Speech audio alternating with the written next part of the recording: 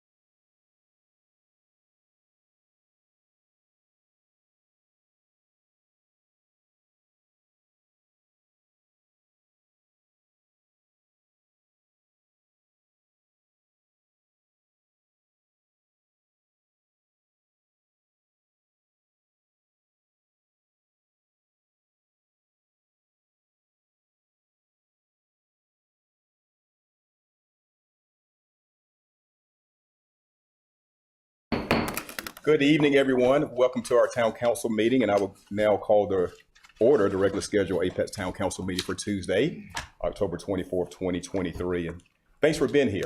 And I also want to thank those joining by live stream.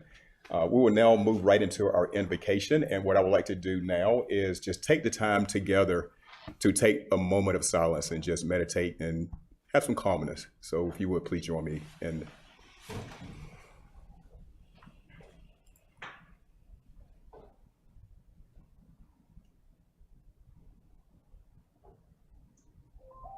Thank you so much.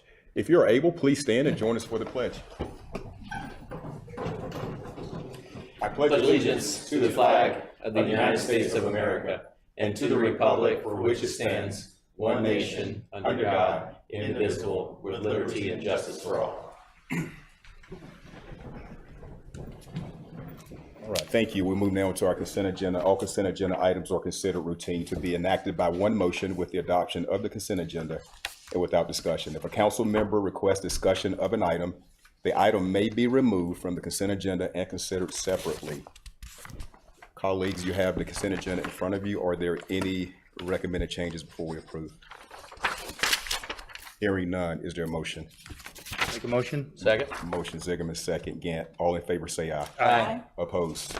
Motion carries unanimously. We move now into presentations, and we have two proclamations tonight. The first proclamation is the American Indian Heritage Month, November 2023, and we have representatives from the Triangle Native American Society to receive the proclamation. So we're going to be joining Unity tonight with the reading of the proclamation, and kicking us off tonight would be Mayor Pro Tem.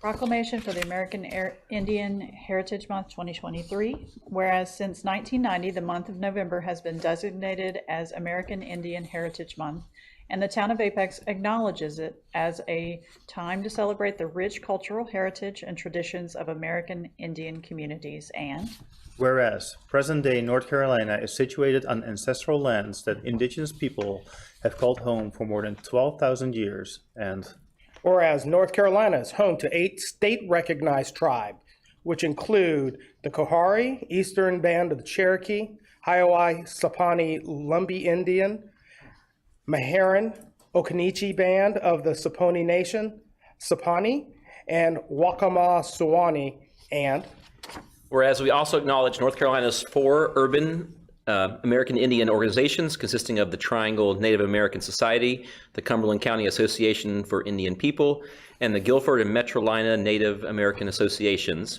And whereas the town of Apex is proud to be home to members of the American Indian community, and we will continue to celebrate and cherish their culture, contributions, and character. Now therefore, I, Jacques K. Gilbert, Mayor of Apex, North Carolina, do hereby proclaim the month of November 2023 American Indian Heritage Month in the town of Apex, and encourage all residents to take the time to learn more about the rich history and culture of the communities who have made these lands home for thousands of years. Signed this 24th day of October 2023. So if we could have Triangle to join us up front, and council members, if you would come around.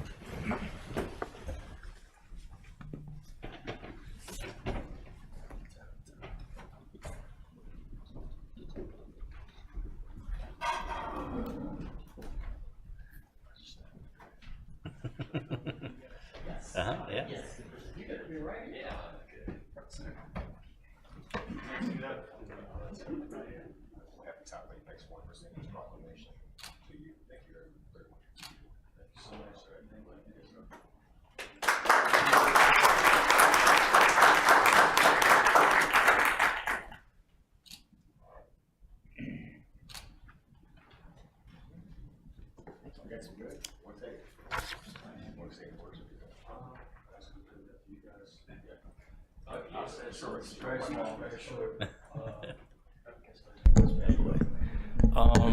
Hope you guys can hear. Oh yeah, you can definitely hear me. I'm not going to take a lot of your time. I'd just like to thank everybody involved, the town council, Celeste and Lisa. I don't know if Lisa's here, but Celeste and Lisa have been phenomenal people to work with. And thank you for allowing Triangle Native American Society to receive this proclamation. We appreciate everything the town of Apex has done, and we look forward to working with the town of Apex in the future. So thank you again. Excellent.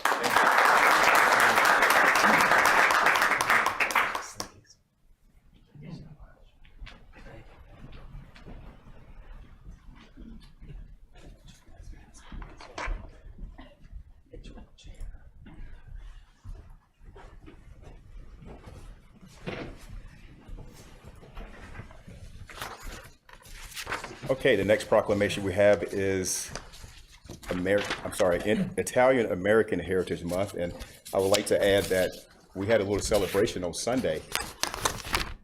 Where's Michael at? Yeah. And it was really nice to bring Festa Raleigh to Apex. There was an event planned for Raleigh back in September, and the weather caused it to not move forward, so they moved it to Apex. So we're proud to do a proclamation, and I want you to talk more about the celebration we had on Sunday. So we'll go ahead and kick off the proclamation with Councilmember Gant, if you will start us off. Yep. Whereas the town of Apex is recognizing the month of October 2023 as Italian American Heritage and Culture Month, which first received national recognition in 1989 with the first proclamation issued by the United States Congress and former President George H.W. Bush. And whereas Italian heritage is richly intertwined in the history of the United States, Italians and individuals of Italian descent have made remarkable contributions to the development of this country. And whereas Italian Americans make up the 5th largest ethnic groups in the country, and the United States has been fortified by the talents and culture of its residents of Italian descent. And whereas the town of Apex is home to a proud and vibrant Italian American community that has undoubtedly impacted culture and industry by influencing the arts and education, business and government, social service, and scientific and technological advancements near and far. And whereas October has been designated Italian American Heritage Month to celebrate the cultural heritage, achievement, and contributions Italian Americans have made in Apex, in North Carolina, and across the country. Now, therefore, I, Jacques K. Gilbert, Mayor of Apex, North Carolina, do hereby proclaim the month of October 2023 Italian American Heritage Month in the town of Apex, and encourage all residents to celebrate and observe this month with appropriate programs, ceremonies, and activities, signed on the 22nd day of October 2023. So, Mr. Diamore, if you would come up and accept the proclamation.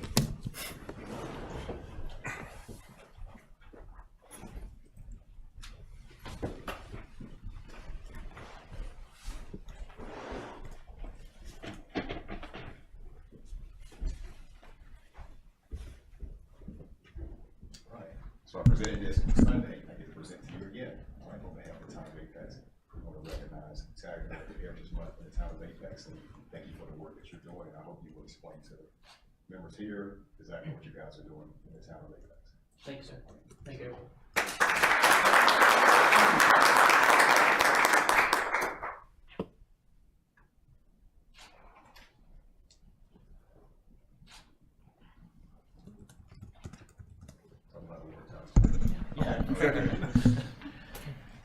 Yes, I would just like to thank everyone, obviously Mr. Mayor and the entire council, but also everyone from Apex. I moved here 3 years ago from New York, and I could not have asked for a more welcoming community. And so that's where I've taken it upon myself amongst the community as well, with Festa Italiana, which takes place in Raleigh, but also the Triangle Italian American Heritage Association and the Sons and Daughters of Italy, to help them when they move here to make this place feel like a home. And honestly, some days I feel like you guys do my job for me. This is truly just one of the most welcoming communities. And so as today is evident, I just want to thank you for that welcome. And I hope to continue to work together with the town of Apex and all the surrounding communities to make the home for everyone. But obviously, thank you to the Italian Americans who come here. I love you guys, and I love the Apexians. So thank you.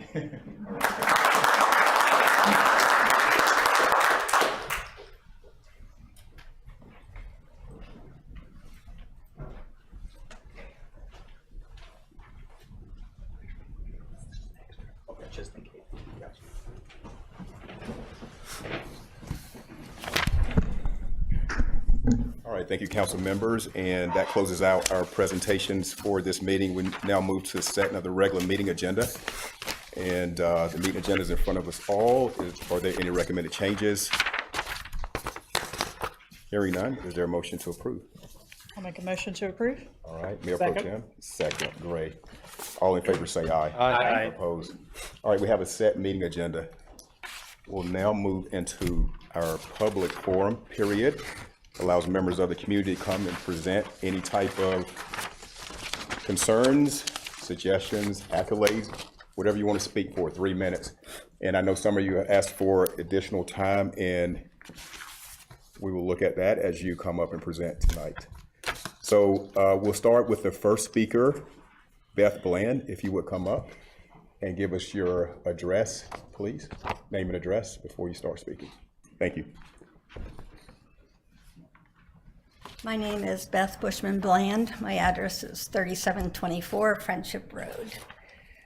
There are 2 items that I want to talk about this evening.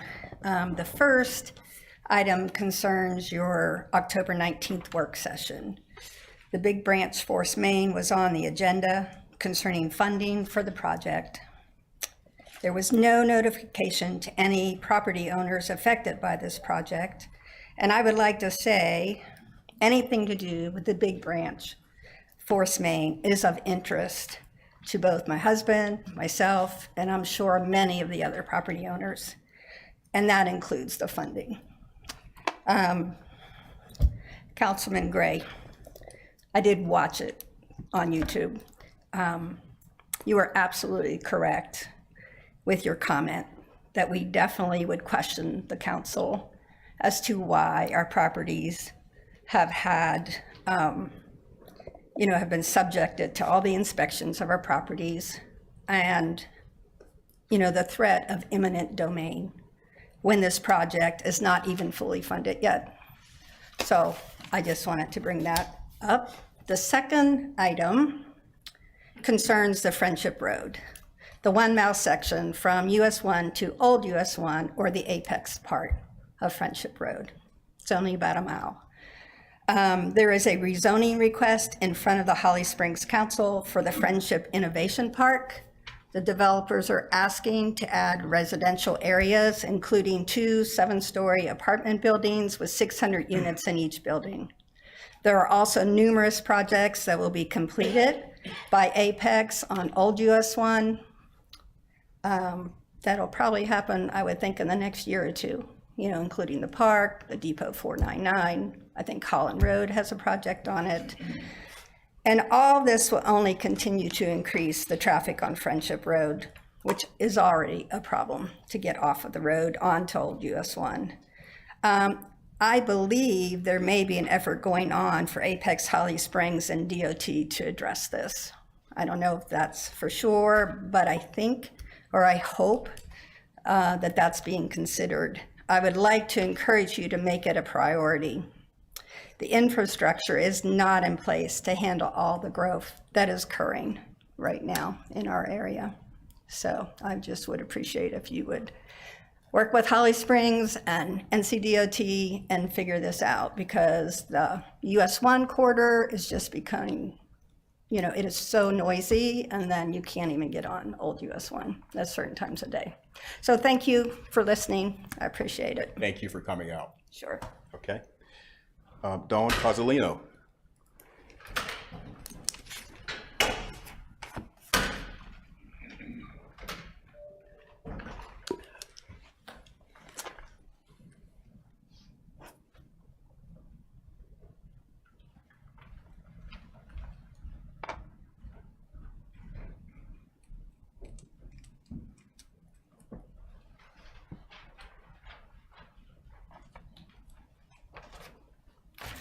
Dawn Cozzolino, 3632 Bosco Road.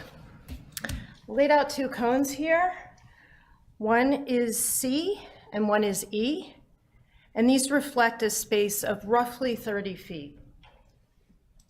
I'd like you to think about this space and why it's significant.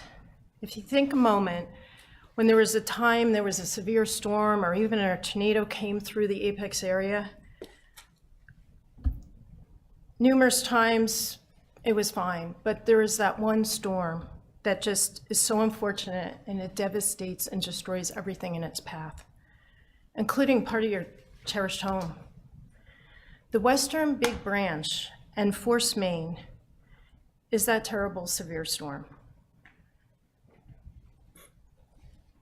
The cone's 30 feet. That easement is 18 acres of tree canopy this width. It's basically a default, but most utility easements are this with. And that's man-made destruction. And its replacement wouldn't be any nice repairs on your house or a new roof. It would actually be these really unattractive large structures and smelly ventilation pipes. It could be avoided with our town council here today. With doing due diligence, and what I mean by that is having those difficult conversations with the town of Holly Springs, with the DOT, with utility companies, that the people of Apex have elected you with confidence to have. It's your duty to consider all other alternatives for the town, and these alternatives that least impact people's property or the environment, the tree canopy, for one. The design solution for the Western Big Branch in Forest Main that causes actually the least amount of impact is one that hasn't been discussed fully, and that's the south side of US 1. This solution impressively causes the least impact by not decreasing property values, not adding traffic pollution and traffic noise, which Beth mentioned, or losing this 18 acres of tree canopy within these two cones. Most importantly, it would not gut 30 feet of somebody's cherished property or land, and we're talking about the New Hill and Friendship Farms. Thank you very much. Thank you, Ms. Pavolino.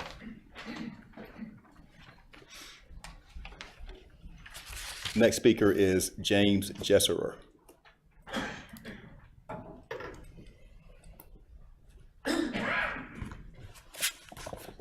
Mr. Jesserer, you indicated you have 4 more people here speaking for us. I actually have about 10 people. Okay. Mr. Coleman, you adjust the time accordingly. Thank you. James Jesserer, 1366 Elk River Drive, Apex. In a closed session, Town Council declined our request to appeal the 1305 Holt Road variance, which is 23 VAR 01. Regardless, we are here tonight to present compelling new information, questions, and concerns on the BOA process itself, and we will use our experience at the BOA and the BOA minutes to illustrate these concerns. My remarks will exclusively focus on process. For steadfast and even-handed adherence to process are the keys to good governance. Process must be easy to understand, accessible, and evenly applied to all parties. Let's start with the BOA minutes. Our colleague, Don Braden, requested and received from June Coles BOA minutes that were marked as revised and final. These minutes were 38 pages, and I've given copies of everything. 38 pages of heavily edited minutes. We knew they were edited due to the redlined added sections. We don't know who or why they were redlined. While reviewing the minutes, we received yet another official and now signed minutes of the BOA, which were only 17 pages long. It would take a forensic investigation to determine what was added and then what was deleted to get to 17 pages. We offer these 2 documents as evidence of our concern. These 2 different sets of minutes are a reflection of the chaos of that July BOA meeting. How would any of you react to receiving 2 such documents? What would your level of confidence be regarding the BOA meeting? And would you not wonder if the meeting notes were possibly altered to justify a decision? Was this ineptitude or simply something else?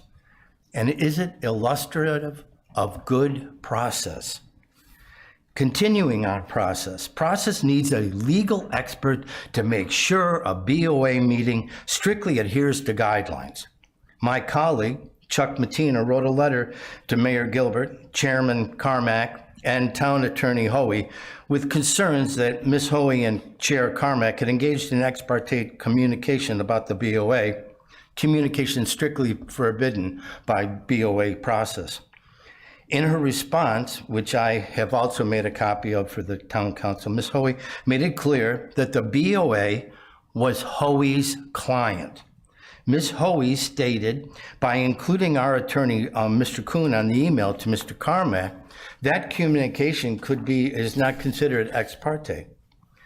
Ms. Hoey further added, her communication with Mr. Carmack could be, and this is a quote, be in private to preserve the attorney-client privilege, and that such communication between an attorney and her client is not ex parte communication.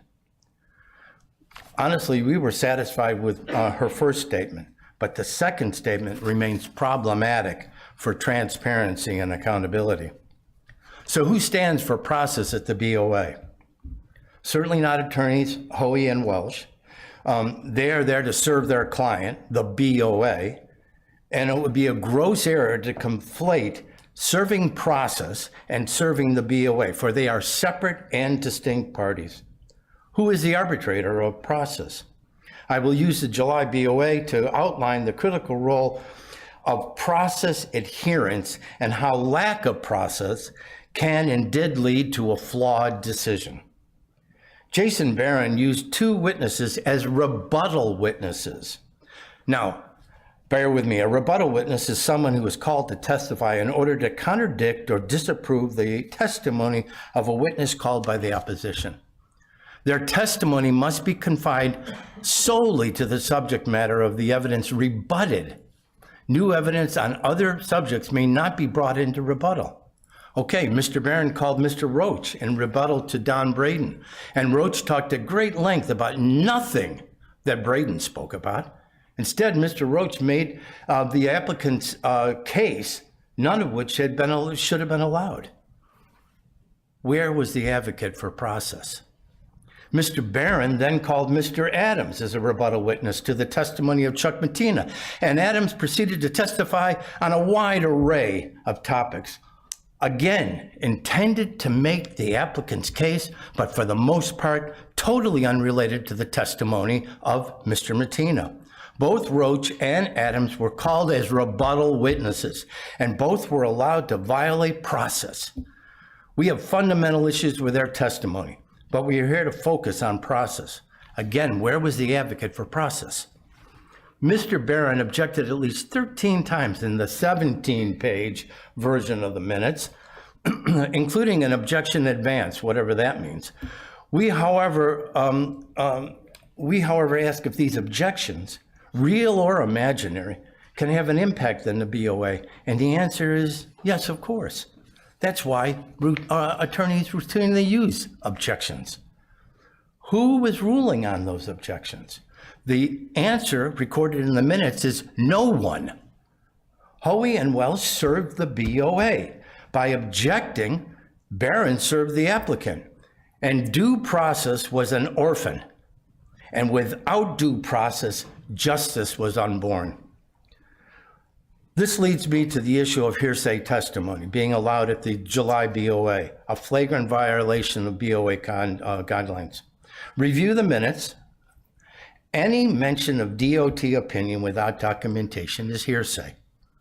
There was no representative of the DOT present at the BOA, yet Mr. Roach, Mr. Dalton, and in particular Mr. Adams were allowed to testify or comment to the dictates of the NCDOT, and it was Mr. Adams who, in a response to a question from Vice Chair Johnson, who asked the following question: do we know beyond a shadow of a doubt that the NCDOT would not permit a curb cut on Holt Road?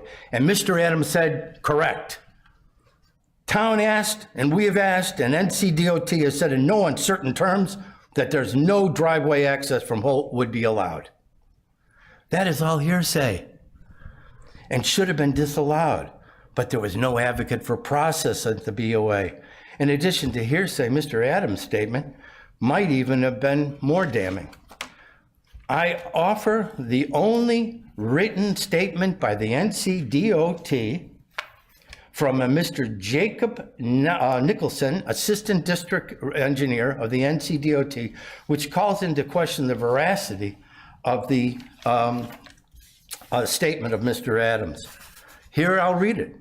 If the and this is, you have copies of this. If the existing parcel is not subdivided and only one single home occupies the parcel, the existing driveway may be used as long as it does not cause a safety hazard or drainage issue. The department would not require a driveway permit. If their lot is subdivided and or has multiple houses upon it, they would likely be required to access through Elk River Road or Elk Drive, pending approval from the town of Apex. So we'll share everything. The word likely is not the phrase that Mr. Roach used, that Mr. Adams used, which is beyond the possibility. It certainly wasn't within a shadow of a doubt, which is what he said.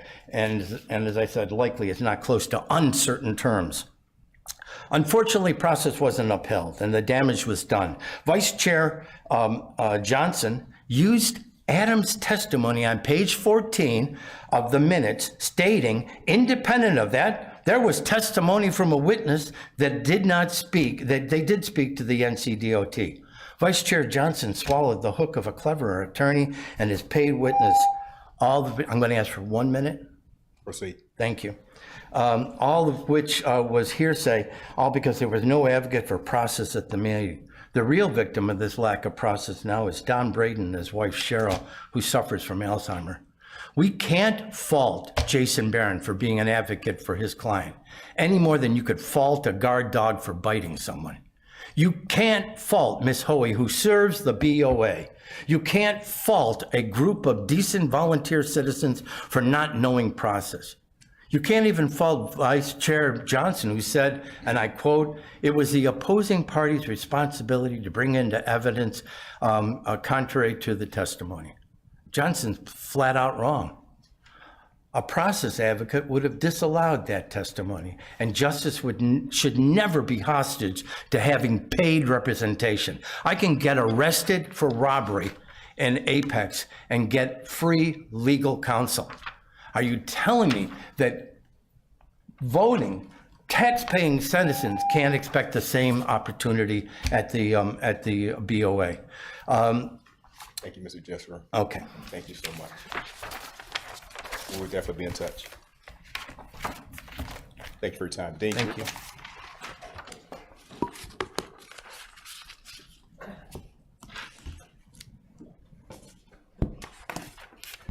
Good evening. Good evening. Susan, I'm a first-time speaker here, so give me some good luck.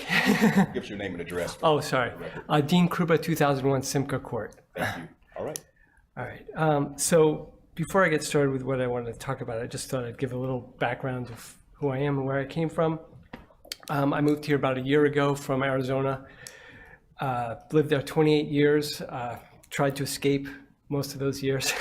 It's a hard place to live. But I moved here now, and this is my home. I love it here. I love the trees. I love the nature.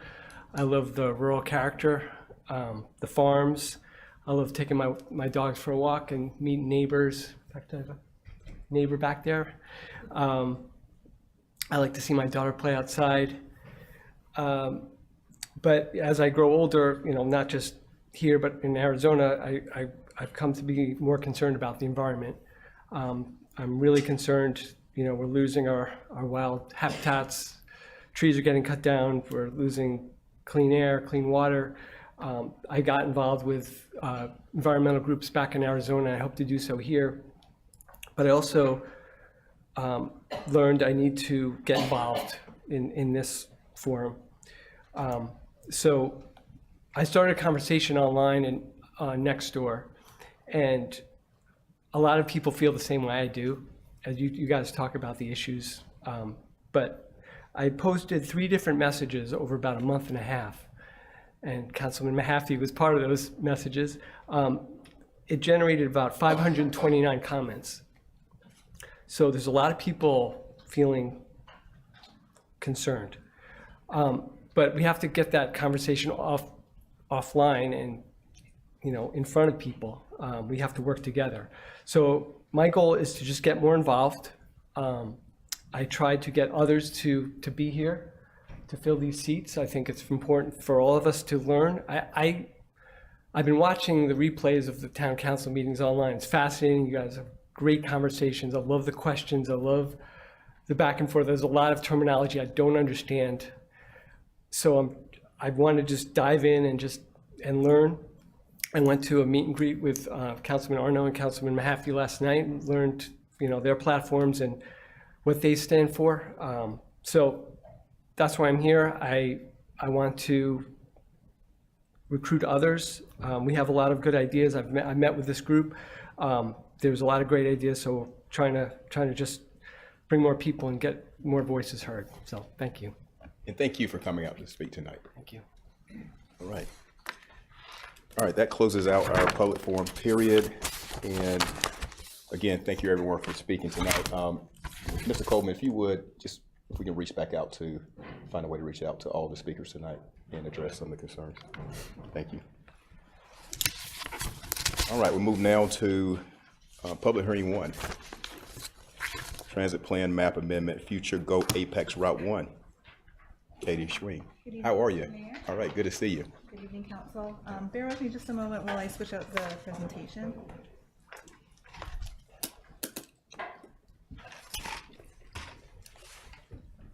Hold on one second. Are you speaking with this? Okay, because I didn't see your name on. Oh, you're on public hearing 2. Okay. All right. Katie, do you mind if we let Mr. Wagner speak real quick? Sure. I'm so sorry. Well, wouldn't it be after this? It's for the public. It is for the, are you speaking during the public hearing? I thought it was public forum. So you're speaking with this item? With the transit stuff. Okay,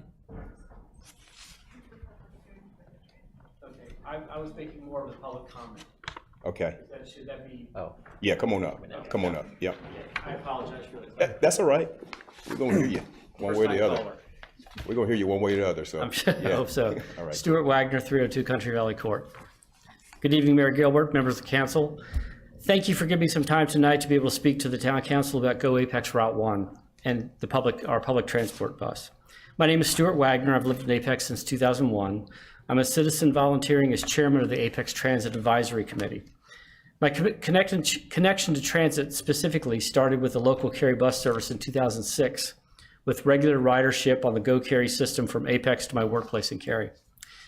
Since then, my public transportation use has become such that I've chosen my various doctors, physicians, dentists, etc., because they're located on various Apex and Cary bus routes.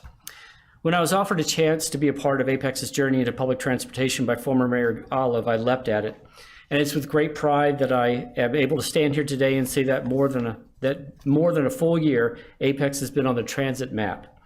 Our committee worked long and hard to bring Go Apex Route 1 into existence, and we're very encouraged by the response and ridership of our citizens, our young families, teens and adults, both able-bodied and less-bodied of Apex, and of course by our town leaders.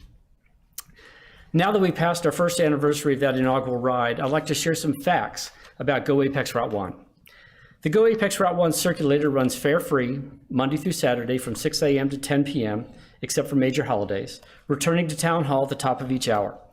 Along with a regular bus service, there's also a door-to-door service offering as well. The hourly loop boasts 45 stops and serves our community as far south as the Walmart Shopping Center and the Cambridge Village Retirement Center, north and west to the Publix Shopping Center, with stops through Beaver Creek and downtown. There are also stops at the growing Apex Wake Med Complex and the Apex Senior Center. Over the course of the last 15 months, we have seen ridership maintain a steady state with an average of 1,100 boardings per month. To be clear, that is 40 people per day over a 27-day average month. Our latest data point was August of this year, when we logged 1,535 boardings over 27 days of operation. This is an almost 20% increase from the same month a year previous. Our professionally licensed CDL drivers regularly hit an on-time percentage of 90% or better, and by industry standards, this is in the exceptional range. Our committee realizes Apex and the surrounding areas are booming in growth, and with a more cosmopolitan population to boot. Hence, we are working on several enhancement items, including a bus stop improvement program, a bus stop art project, a stop change feature to better serve those using the senior center, and last and certainly not least, how we scale the system to keep up with Apex's growth. Whether this is more frequency, adding Sunday route service, or even a second route, we are ready for the challenge as we moved into 2024. The Transit Advisory Committee has appreciated the support of the council and our growing ridership. We're looking forward to that same spirit of cooperation, guidance, public support, and vision that we've had since we formed the committee. The Transit Advisory Committee has solicited input from our citizens at a variety of opportunities, such as Peak Fest, pop-up events around town, online questionnaires, and we will continue to do so.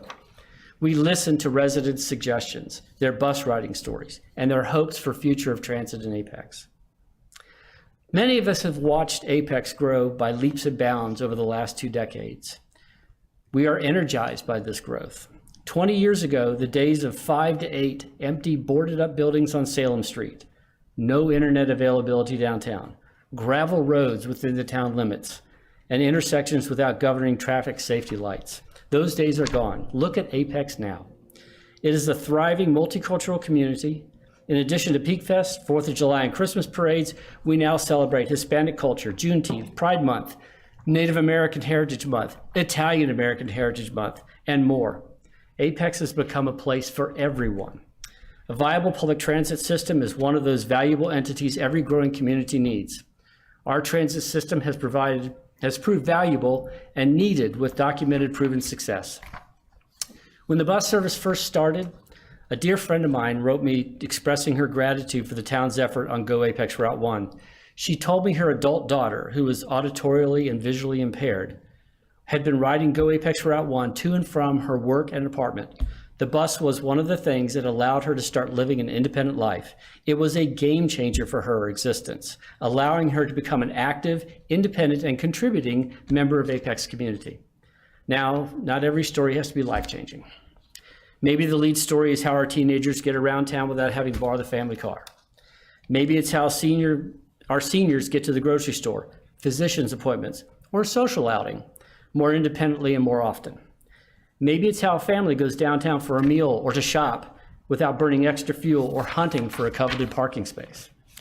The possibilities are endless. So let's keep Apex the vibrant community it is, growing to be, and keep looking for those possibilities as we continue to support and grow our public transit in Apex. Thank you very much for this time. Thank you, Mr. Thank you. And thank you for all the work you're doing at Transit Advisory Committee. Appreciate that. My pleasure. Yes, sir. All right.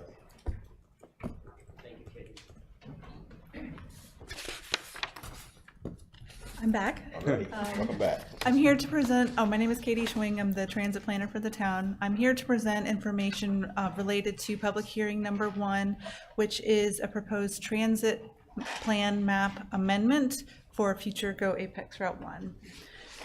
The image that you see in this slide is the same as what's in the staff report and was also on the public hearing notice. It's kind of an inset from our approved transit plan map for the town, which is part of the town's comprehensive transportation plan, except for, it is very hard to see, a small addition, which we are proposing to go from North Mason Street to the driveway of the town campus to the front entrance of the Apex Senior Center. And we created this little diagram to make it easier to see because the scale on the transit plan map is difficult. So the green and white dotted line is the proposed transit plan map amendment that's under discussion this evening, coming from North Mason Street to the front entrance of the Apex Senior Center and then back to North Mason Street. I wanted to avoid confusion about the routing, which is why we have this diagram here. The light green actually shows temporary routing that the Go Apex Route 1 currently operates. This is temporary because the bus needs a layover location, which is where it stops at the end of every trip for the operator to reset. The permanent location has always been intended to be at the Mason Street municipal building, which we know is under construction and it's not open yet. So we have this temporary routing. This is not the permanent routing. With the proposed transit plan map amendment, we are showing future Go Apex Route 1 coming into the Town Hall campus, but serving the front door of the senior center. Of note, the transit plan map does not show individual bus stops, but the intention is that there would be a bus stop placed at the main entrance of the senior center to serve the town campus area. So if this transit plan map amendment was approved to show the additional routing for future Go Apex Route 1, staff would work with the contracted service provider, Go Carry, to implement this change as soon as is practical with them, with their service update process. We don't anticipate major operating impacts because as we have worked with Go Carry, we've established that this addition to the routing can be accommodated within the 1 hour runtime of the route and still allow for the layover. And because our contract is based on hourly provisions, it doesn't add anything to the cost. And it would not affect the service area for the Go Apex door-to-door service, so we don't anticipate cost increases because of the service area. There would be some capital impacts in order to place a bus stop at the main entrance of the senior center, but that is not part of the transit plan map amendment. We did bring this to the planning board at their October 9th meeting where they unanimously recommended approval. We also brought this to the Transit Advisory Committee on their October 11th meeting where they also recommended approval, and planning staff recommend approval. And we've also discussed this both with the Parks and Rec staff and the Transportation and Infrastructure Development Department staff, and they are supportive as well and are helping us through the logistics of putting the stop there. So that is all I have on this item. I'm happy to answer any questions before the public hearing opens. No question, just want to say thank you. Thanks. Thank you. Any questions or other comments? All right, hearing none, I'll go ahead and open up the public hearing for comment for this item. No one has signed up to speak, so we'll close it back to council for a decision. Is there a motion? Motion to approve. Motion, Mayor Pro Tem. Second. Second, great. All in favor say aye. Aye. Oppose. All right, unanimous approval. All right, we move now to public hearing 2. Good evening. So this set of amendments is requested by the Apex Environmental Advisory Board and planning staff and is a significant update to the exterior lighting standards in the UDO. The Apex Environmental Advisory Board created a work group of 3 members plus staff to work on modernizing our standards and implementing many of the recommendations from the International Dark Sky Association. And in September 2023, Shelley Mayo presented staff's proposal to the EAB, and they were supportive of the amendments to move forward. To clarify, the lighting ordinance does not apply to the public right-of-way or sidewalks within the public right-of-way. It also does not apply to single-family properties, townhomes, except for maybe like an amenity center within a subdivision where the lighting ordinance would apply. So the beginning of the amendments, we've updated the purpose and intent section to make it clear what the purpose of this ordinance is, which is to heighten nighttime safety, security, productivity, enjoyment, minimize adverse off-site impacts, curtail light pollution, conserve energy and resources, and similar. No real changes here in the lighting plans section and when it's required. There is a new standard that all lighting fixtures proposed shall be high efficiency and possess LED technology. So that would be the type of lights that we would want to see moving forward. Cross sections of lighted areas would still be required, and you're like, what's a cross section? Let me show you. So we require this now, and this is also what helps us to gauge when house side shields in a lighting fixture or maybe additional landscaping screening may be required. So whenever a development is adjacent to residential, they're required to show with, considering topography, where the pole is in relationship to a home. And in some cases, it's, it's just a general representative, graphic. So in this case, the house sits lower than the light fixture, but there's vegetation in between. So we can kind of get a gauge of what are the mitigation, what are the mitigating factors with light adjacent to residential uses. Moving on to our lighting standards, generally our maximum level of lighting, which is measured in foot candles, will remain the same. We are proposing one change, that bicycle parking, the maximum illuminance be reduced from 5 to 3, but generally every other standard would remain the same. In the design requirements, we're proposing to eliminate non-cutoff lights altogether. Previously, you could have a non-cutoff light if it was no taller than 18 feet. And so with this proposal, all lights should be full cutoff fixtures. So for an example, like the lower acorn type lights with no shielding on the top, which allows light to go up, would no longer be allowed, but there are ways to design that type of fixture so there's a shielding on the inside, so it still looks pretty and is aesthetic and attractive, but keeps the light down on the ground. And as is required now, house side shields would still be required when necessary to shield the light from an adjacent residential property. In our graphics, we're proposing to strike graphics for lightings that is no longer allowed and strike references to wattage, and I'll get to that in a minute.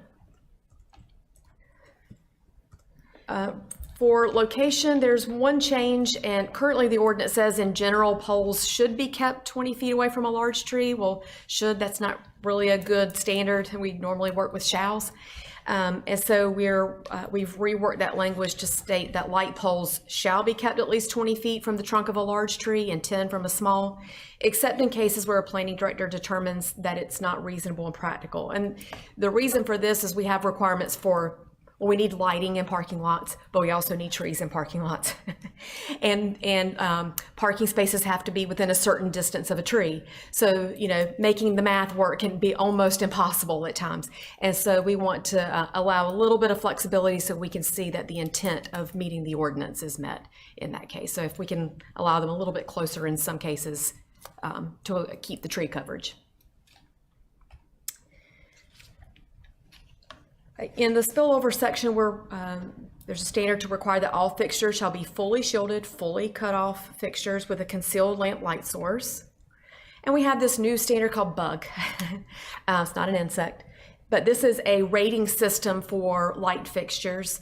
And the rating system is assigned a value between 0 and 5. So generally 0 is, check my notes, make sure I remember this correctly, is a no, it is basically it's fully cut off, and 5 would be it's unshielded. So, so there's a rating system based on that, and I'm going to talk about each standard of the bug rating system. So backlight gets to the area behind the light fixture where light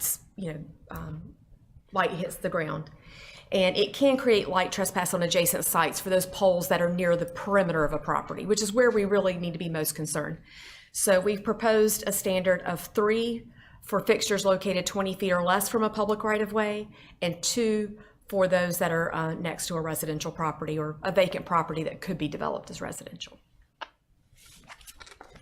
Uplight, since we're going with fully cut off, fully shielded fixtures, that rating should be 0, and so that's all the light that goes straight up into the sky. So that rating would be 0. And glare is that component of the light that really bugs your eyes when you're driving down the road or you're adjacent to it, and it's at that 60 to 90 degree angle from the light fixture. And so we're proposing a rating of 1 for fixtures next to right-of-way and 0 for those that are next to residential properties. Any questions about the bug rating system? Where did that come from? Is this a reference to some IES standard? Yes, that's the Illuminating Engineering Society. All right. Experts that know more than I do about lighting. So with this change, we're also removing the references to wattage, because LED produces a lot more light with a whole lot less energy, so it's no longer appropriate to be regulating lights based on wattage. So we're regulating light based on lumens. And so we're setting a maximum of 15,500 lumens for fixtures. For building mounted lights, that would drop to 2,500 lumens. And for gas station or canopies would be 11,000 lumens. And we looked at some developments around town to see where we stood. This isn't an exact science because if they don't use LED lights, then the numbers don't exactly correlate. This is a very complicated topic, but we tried to ensure that the developments around town that we know where the lighting works well, we feel like we know that we don't get complaints about it, that we're not making them non-conforming, and we're consistent with that standard moving forward. No real changes to sports and athletic field lighting, except changing some must to shall references. Similar here. And so the next two new standards are requiring that light fixtures have controls that will automatically extinguish the lights when the sun comes up. That way they're not using energy when they don't need to be using energy. So that will ultimately be a cost savings to the developer or the owner of the property. And then the other new standard is that the lumens for each fixture, so basically a dimmer switch would be, automatic dimmer switch would be provided on lighting fixtures so that 1 hour after the close of business, the level of lighting drops by 30%. And there are some exceptions for this listed here, but generally it's not cutting all the lights off, but it's just dimming it a bit since there's no one actively using the site. And then proposing definitions for the terms listed in this ordinance. And I'm not going to go through all of those with you, but certainly if you have any questions about those, happy to answer them. As I mentioned before, the EAB did give their support for these amendments, and the Planning Board unanimously recommended approval at their meeting earlier this month. I also sent the draft to over 40 members of the development community earlier this month, and I've received no feedback at all. Happy to answer any questions. Just one quick question regarding the bicycle parking. Like, what was the motivation, if you know, to lower the lighting requirement for bicycle parking? Well, generally speaking, there was a desire to just lower the level altogether for everything, but staff felt like our lighting levels are appropriate where they are. So I'm going to go back to that chart. So if you look at vital locations, so this is like right at an entry exit door or a service area or at an ATM, the level is 5, and bicycle parking used to be there. But generally sidewalks and other vehicle use areas like service drive aisles, those are down at 1. So this is kind of that in between where we felt like it's really not much, it's a little bit different than being just on a sidewalk and that you're taking time to maybe lock your bike or unlock your bike. But just trying to find ways to reduce lighting in certain areas, but. Okay. Thank you. All right. Any questions? Just question, was there any concerns at all from public safety on lighting, kind of lowering at businesses? And so I don't know that this, so the level of lighting was not changed. So the foot candles were not changed. The lumens, that we set, we tried to, this is going to get really complicated. These levels do not change. We did not review the bicycle parking change with public safety, to my knowledge. The EAB, the electric director and planning staff, and including zoning compliance, worked on these amendments. Just in plain language, we didn't change how bright it is. We just changed how we're calling it bright. Right. So the effect of the light that you'll see on the ground does not change. The intensity of the light in a particular fixture has been set. But the amount of light you see on the ground, it's two totally different things.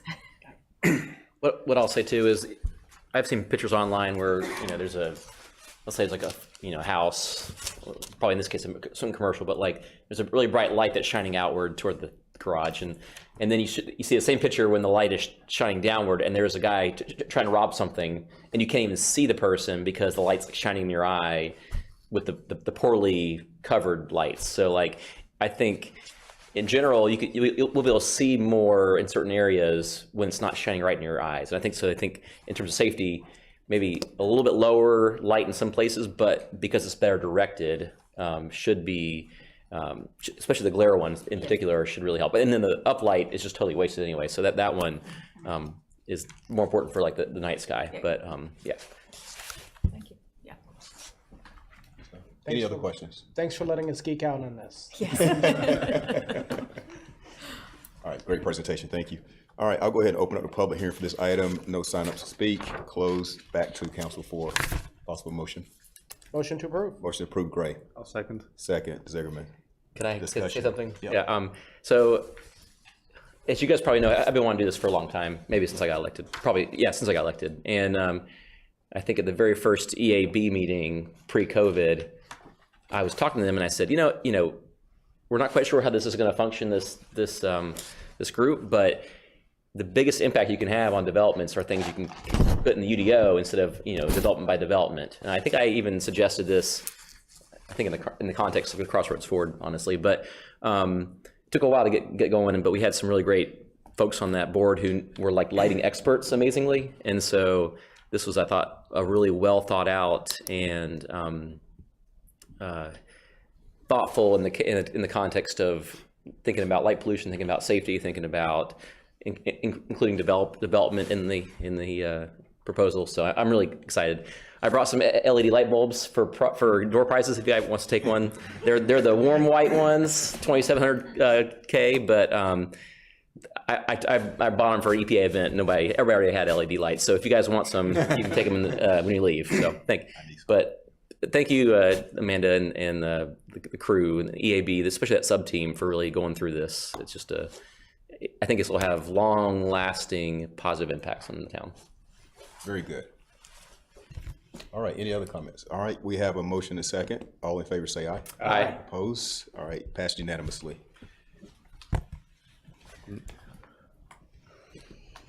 All right, new business 1, Go Apex bus stop improvement policy. Good to see you again. Good evening again. I'm here to present a new business item for a draft Go Apex bus stop improvement policy for you all, and I'll get right into it. The actual policy is in your packet, and so I'll hit on some of the highlights of the process that we went through and what's in the draft policy here. So the intent of this Go Apex bus stop improvement policy is to really guide how staff determine what improvements are at Go Apex bus stops and that are funded using town funds. The sort of impetus for this is, one, it's just generally a best practice to do in the transit industry to have a transparent and consistent method for determining how you place improvements at bus stops. But also it will help us to direct funds that we've received through a grant this year for bus stop improvements. We developed an initial draft this spring and released it for public comment along with an online public survey that we got feedback from 41 responses on. And then this summer, we also had discussions with other stakeholders as well, with town staff. We met with multiple times discussing this with the Transit Advisory Committee, and we also discussed with Public Works staff and the Transportation and Infrastructure Development Department. Also in September, there was a new ruling issued by the federal government regarding public right-of-way accessibility guidelines, which is the PROWAG that's mentioned there, which provides guidance on how accessibility is situated within the public right-of-way, including bus stops. So all those discussions and information went into this final draft that you have before you. So it's organized by establishing what are called standard bus stop improvements and enhanced bus stop improvements. The standard bus stop improvements are really what are set as sort of the baseline for what any Go Apex bus stop would qualify for. And I have a little chart on the next slide that explains what it counts as a standard bus stop improvement. It also establishes something called enhanced bus stop improvements, which would be subject to a qualification and prioritization process. So not every bus stop would necessarily qualify for those improvements. And then we also established in the policy the different criteria that would be considered to qualify for those enhanced improvements. And it's a variety of things that would be added up together to come up with the prioritization.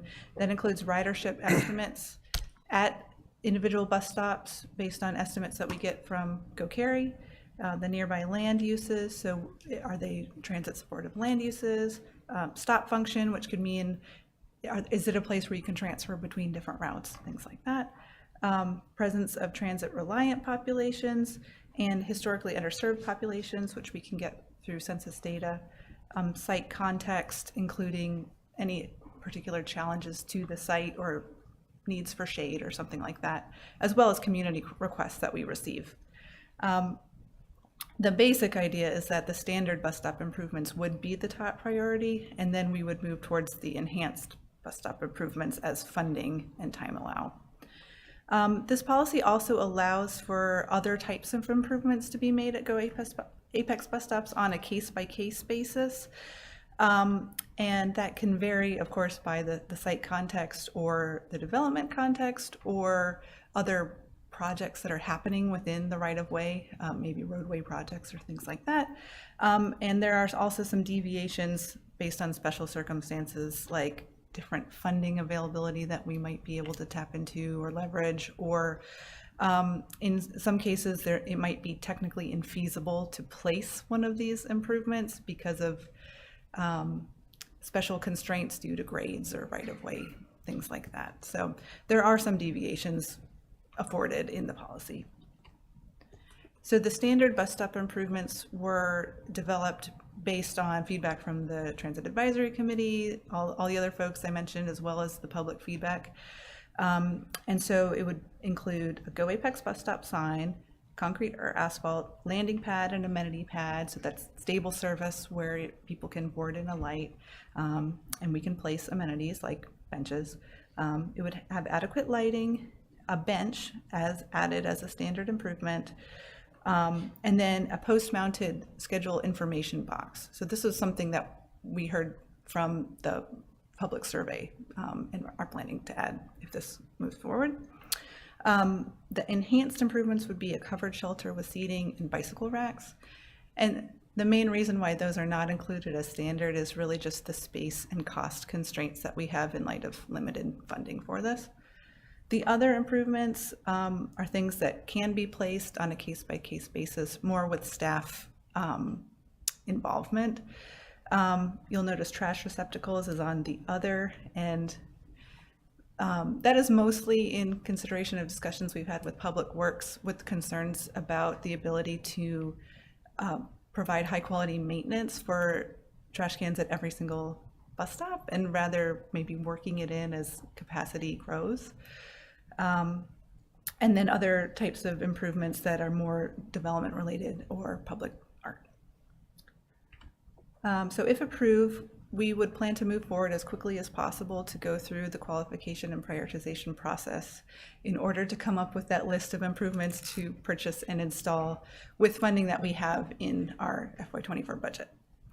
And then we would anticipate that we would use this policy to continue this process over time.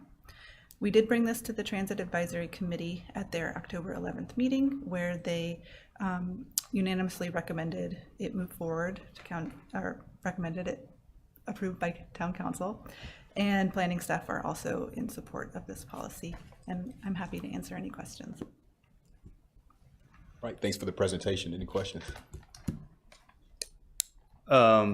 Yeah, so it's funny that you mentioned the trash receptacles. I'd like to see that as part of the enhanced, if you put a shelter in, I think it's reasonable to have a trash receptacle there and not leave it on a case-by-case basis. There's a lot of discussion about trash in the Transit Committee, kind of advocates for, but also the realization that like the staff was concerned about overflowing trash cans. I get it, but if you have enough ridership to warrant a shelter, I think you have enough ridership to warrant a trash receptacle in the same place. You're going to kill the transit if there's overflowing trashy trash cans, though. Then we have to go pick it up. I know, but that was the discussion. So we're building a policy around one department maybe not having enough staff to pick up trash, right? I think that's a different problem to solve in a different type of arrangement. But as part of this policy, I think it's fair to say, okay, if the ridership is big enough to warrant a shelter, there should be a trash receptacle there. If that means that we need to solve another problem in public works and make sure that they have the capacity, okay, let's have a budget conversation about that, but we shouldn't encode a policy around a potential constraint elsewhere in our staff. Okay. Other discussion points? I'll say I'm excited that we are getting this policy. Last week I'm driving through Wilmington, North Carolina. It's a big city, and they have a bus stop. And in order to get to that bus stop, there's no sidewalk. There's nothing other than just a sign that says bus stop. And it is incredibly demoralizing to watch someone have to walk through 3 feet of weeds in order to try to ride public transportation, in order to get to work or get to a doctor's appointment, or, God help us, that person's in a wheelchair. This is an improvement and a policy that will eventually assist us in so many ways, whether it's in ridership, whether it's in total use, whether it's just in just making it look appealing. It's not perfect, but it moves us in the right direction, and I do like that. So I appreciate the work you guys are putting in on this, because these are going to be longer term payouts that will help keep Go Apex moving in the right direction, and ultimately it helps those who are riders and it helps our residents. So I really appreciate the work on this. Absolutely, well done. Can we close the loop on the trash, though? I think the people on the committee wanted to put it as a standard one, not even an enhanced one. Right. Can you remind me why it ended up on other and not on enhanced? Or are we going to put it on all the enhanced, but also we want to put on the others, some of the standard ones as well? So we removed it from enhanced. So basically so I had discussions with Public Works, and the concern was when I talked to Mr. Mullis at the time, this could have changed since then. He calculated that they could probably do another 6 trash cans with the person that they have assigned to it now. And so it could be that there are more than 6 enhanced bus stops, and we wouldn't necessarily be able to place them with that current capacity. But to your points, I mean, it's up to you, I guess, to change that if needed, but that was the discussion we had with the staffing. I don't know whether or not a trash can is a showstopper, only because I can pretty much guarantee, whether it's us as a council or anybody else as a council, we tend to be pretty good about making sure trash doesn't sit, regardless. So where there's a trash can that's needed, whether a bus stop or not, we're going to get a trash can there, and Public Works will be able to take care of it. They're not going to let us down on that. So I don't know whether or not that's a showstopper for this. At least in my opinion, it is certainly not a showstopper for this policy. If I could add. Go ahead, I'm sorry. Yep. I just want to make sure that Public Works is very supportive of this. They want to make sure they maintain a high standard. Right. So are we good with Councilman Zigerman's change? Yeah, I'd like to see it under enhanced. Okay. All right. And then for the standards, we can play it by ear, right? So there's still, if capacity allows and if we feel it's required in certain locations, we can still, put a trash receptacle there. But as part of the enhanced, it should be part of the standards that we're setting down. Okay. So I'd like to make a motion with that change to move trash receptacles as a requirement for the enhanced bus stop to approve this policy. I'll second that. Okay. Motion and a second. Any other discussion on it? All in favor say aye. Aye. Opposed? Passed unanimously. Thank you, Katie, for all your work on this. Very well done. And you too, sir. Thank you for all your work with the transit. By the way, I predicted that we would go with the staff's recommendation on this topic, so I was wrong on that one with the committee. So sorry to disappoint you. All right, moving right along, we're going to new business 2. Councilman Mahaffey, this is yours, sir. Yeah, thank you, Mayor. Let me start by summarizing what we're here discussing today is a potential ordinance proposal which would require automatic fire sprinkler systems in all residential properties in Apex. To kind of summarize how we got here, the state today, most commercial buildings will require it. Multifamily requires it. It's not currently required in townhomes or single family. The general statute has a provision which authorizes municipalities to recommend or pass an ordinance which has stricter than the baseline fire protection standards that are provided by the building code. Typically, we're not allowed to modify the building code. This is an exception where we're allowed to pass an ordinance which modifies it. As long as it's stricter, then it would go to the building code council, who would then approve it potentially, and then it would become a law. So looking at this provision, what we have today proposes that for Apex. I've invited today the fire chief and the deputy fire marshal, Chief Herman and Deputy Fire Marshal Dillon. They're the domain experts. I know there's a lot of questions about cost and impact, and I know I've had some one-on-one conversations where I've done my best to provide the answers. Rather than us talking, I would ask factual stuff we can direct towards staff who are the domain experts on the matter. And I'll just summarize at a high level. We're probably gonna have a discussion about cost and impact to development and all this sort of stuff, and all that's very important, and I'm happy to have that conversation. I just want to be clear, the purpose that I'm proposing this and the reason I think it should be universal is simply for the preservation of life. Sprinkler systems, it's shown, and we'll hear from our fire department, they reduce fatalities by about 80%, is the data that I've seen. And there were about 2,600, I think, fatalities last year, according to the proclamation that we passed last week. So cutting that by 80% is an amazing achievement. It also lowers the property damage by about 70%. Something firefighters don't often tell you is when your house is burning and they're responding to it, they're not there to save your house. They're there to save you and sometimes your neighbors' houses. Often, without a sprinkler system or a suppression system, homes get engulfed pretty quickly. It's about these sprinkler systems can help the preservation of property, can lead to lower insurance rates as well as cost savings. And I just want to also set the context. This is important to me as someone who, I come from a firefighter family. My grandfather was a fire chief. My father was a fire chief.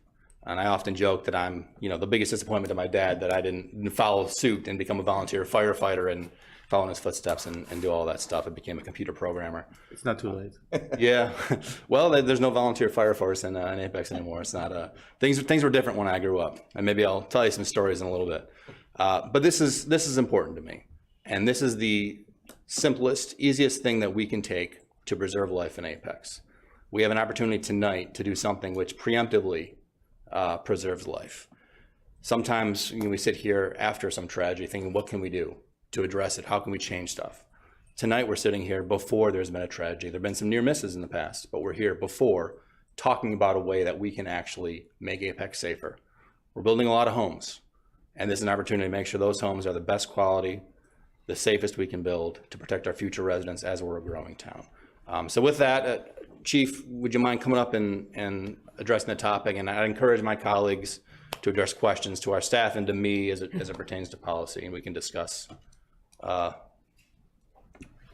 had a process question before we get into the specific questions. Yes. We chatted about this maybe a few months ago, I recall, and I didn't know what the numbers were as far as cost, like estimates, other things too. I have a list of questions.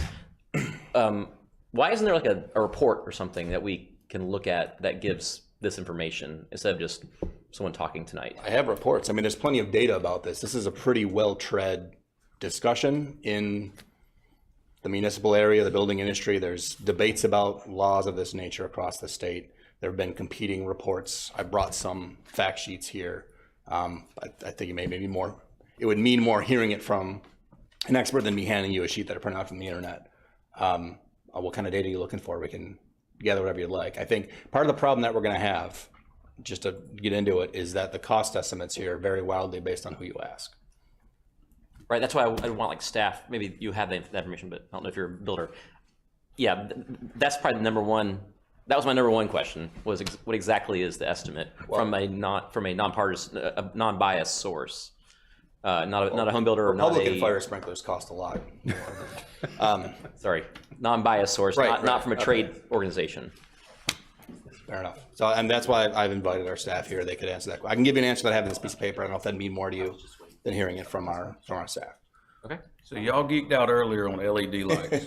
So we're getting ready to geek out maybe a little bit on fire sprinklers. So Tim Herman, Fire Chief, Mr. Mayor, Council, thank y'all for allowing us to be here and support this. Now, clearly, as the Fire Chief, I have to support and do support anything that supports life and property saving, whether it's codes, devices, and this is related through risk reduction or our operational response. Now, speaking of geeking out, that's why I have David Dillon with me, the subject matter true expert, who is part of our risk reduction division. He's in the field every day, new construction, doing inspections, making sure that we're following codes that are in place, whether that's related to sprinkler systems or building codes or anything of that nature. So he's doing that 40 hours a week in the field. So he is a subject matter expert on this, and we will be leaning on him in just a moment to geek out. I know you're going to ask a lot of questions, but I'm going to ask y'all a couple questions. What's the best way to put out a fire? Not start one. Sir? Not start one? Prevent it. Okay. So prevention, and that is, you know, one of the big focuses that the fire service has right now, and Apex has also with our new position of community risk reduction coordinator through education, through our fire marshal's office, deputy fire marshal, our code enforcement, to make sure that we are preventing fires. My wife is a school teacher, and she comes home and complains every time the fire marshal came to my classroom, why, and I got to explain, and she still doesn't get it. But it truly works. It truly prevents us from having to respond. But number two, if you can't prevent it, quick suppression, quick water.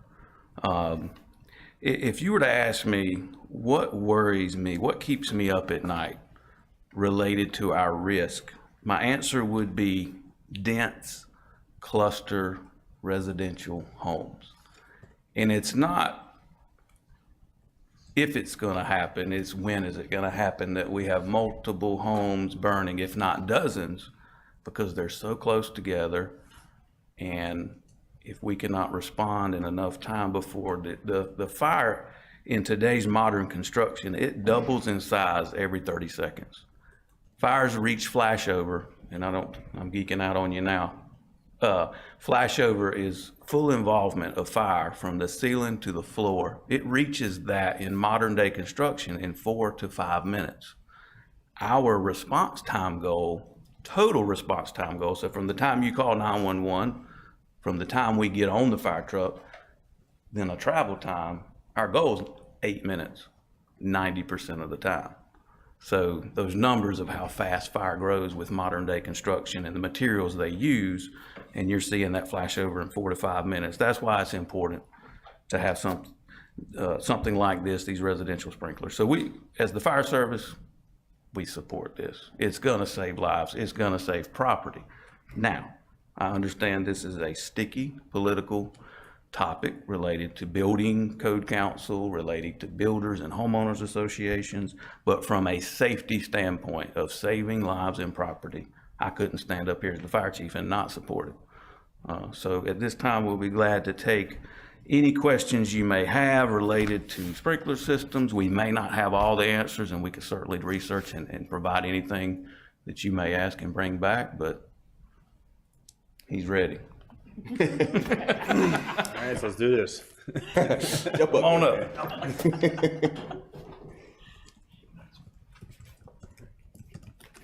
Good evening, Mayor and Council. I'm so excited to be here.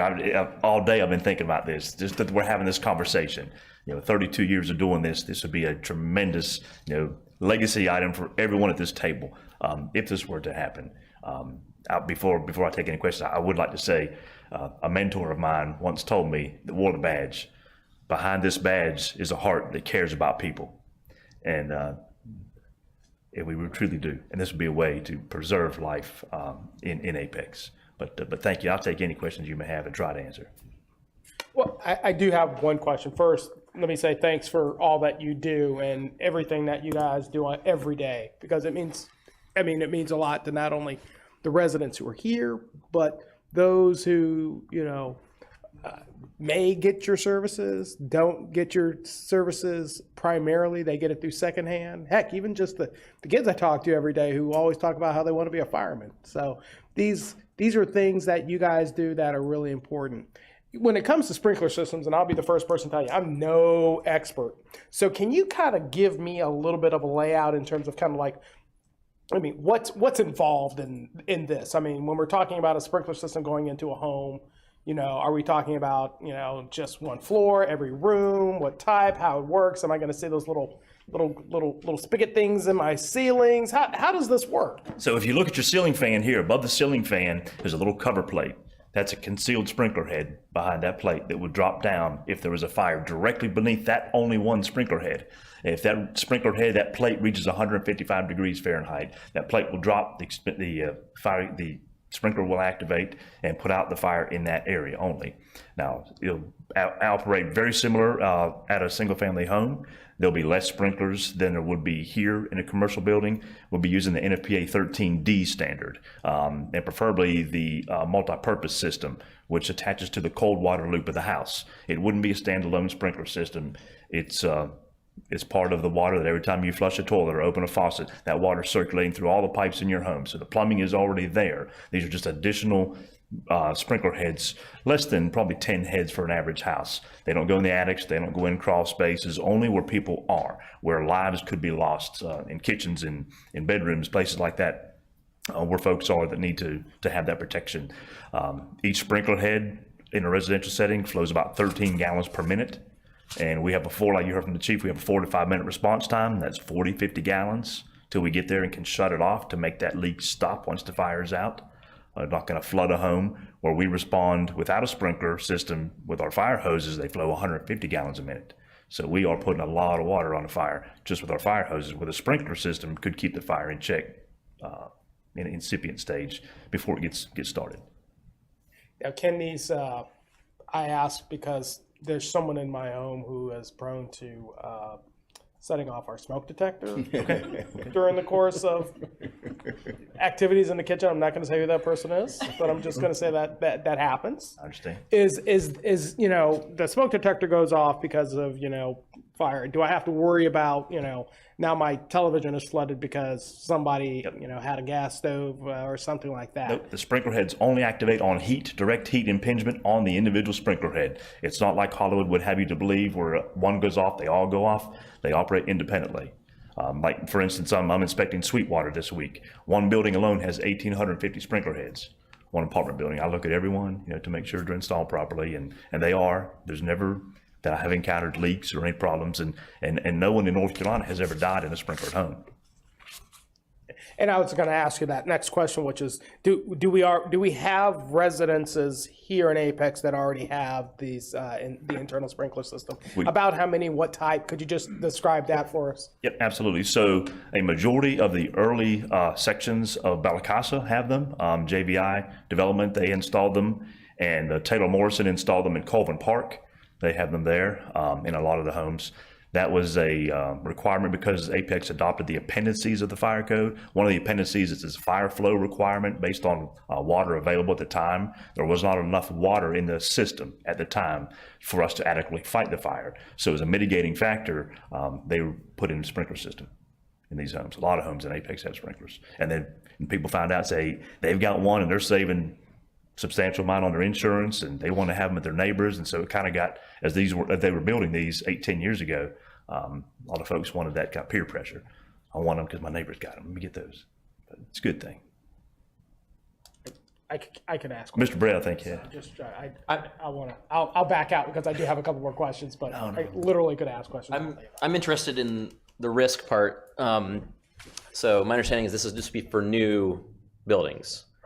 And new buildings have requirements related to, I think, wired smoke detectors with batteries. That's correct. So I guess you mentioned 80% the life thing and 70% property. Like, is that baseline for modern buildings, or is that for all buildings? And is the risk different for modern buildings which have a smoke detector with battery backup for the loss of life part of this risk? I'm reading from a fact sheet that comes from the Home Fire Sprinkler Coalition, and they say the 80% number is, the baseline is with a smoke detector. With a smoke detector? With a smoke detector, yeah. Okay. So it's on top of, smoke detectors are great, they're now standard. This would be an additional level.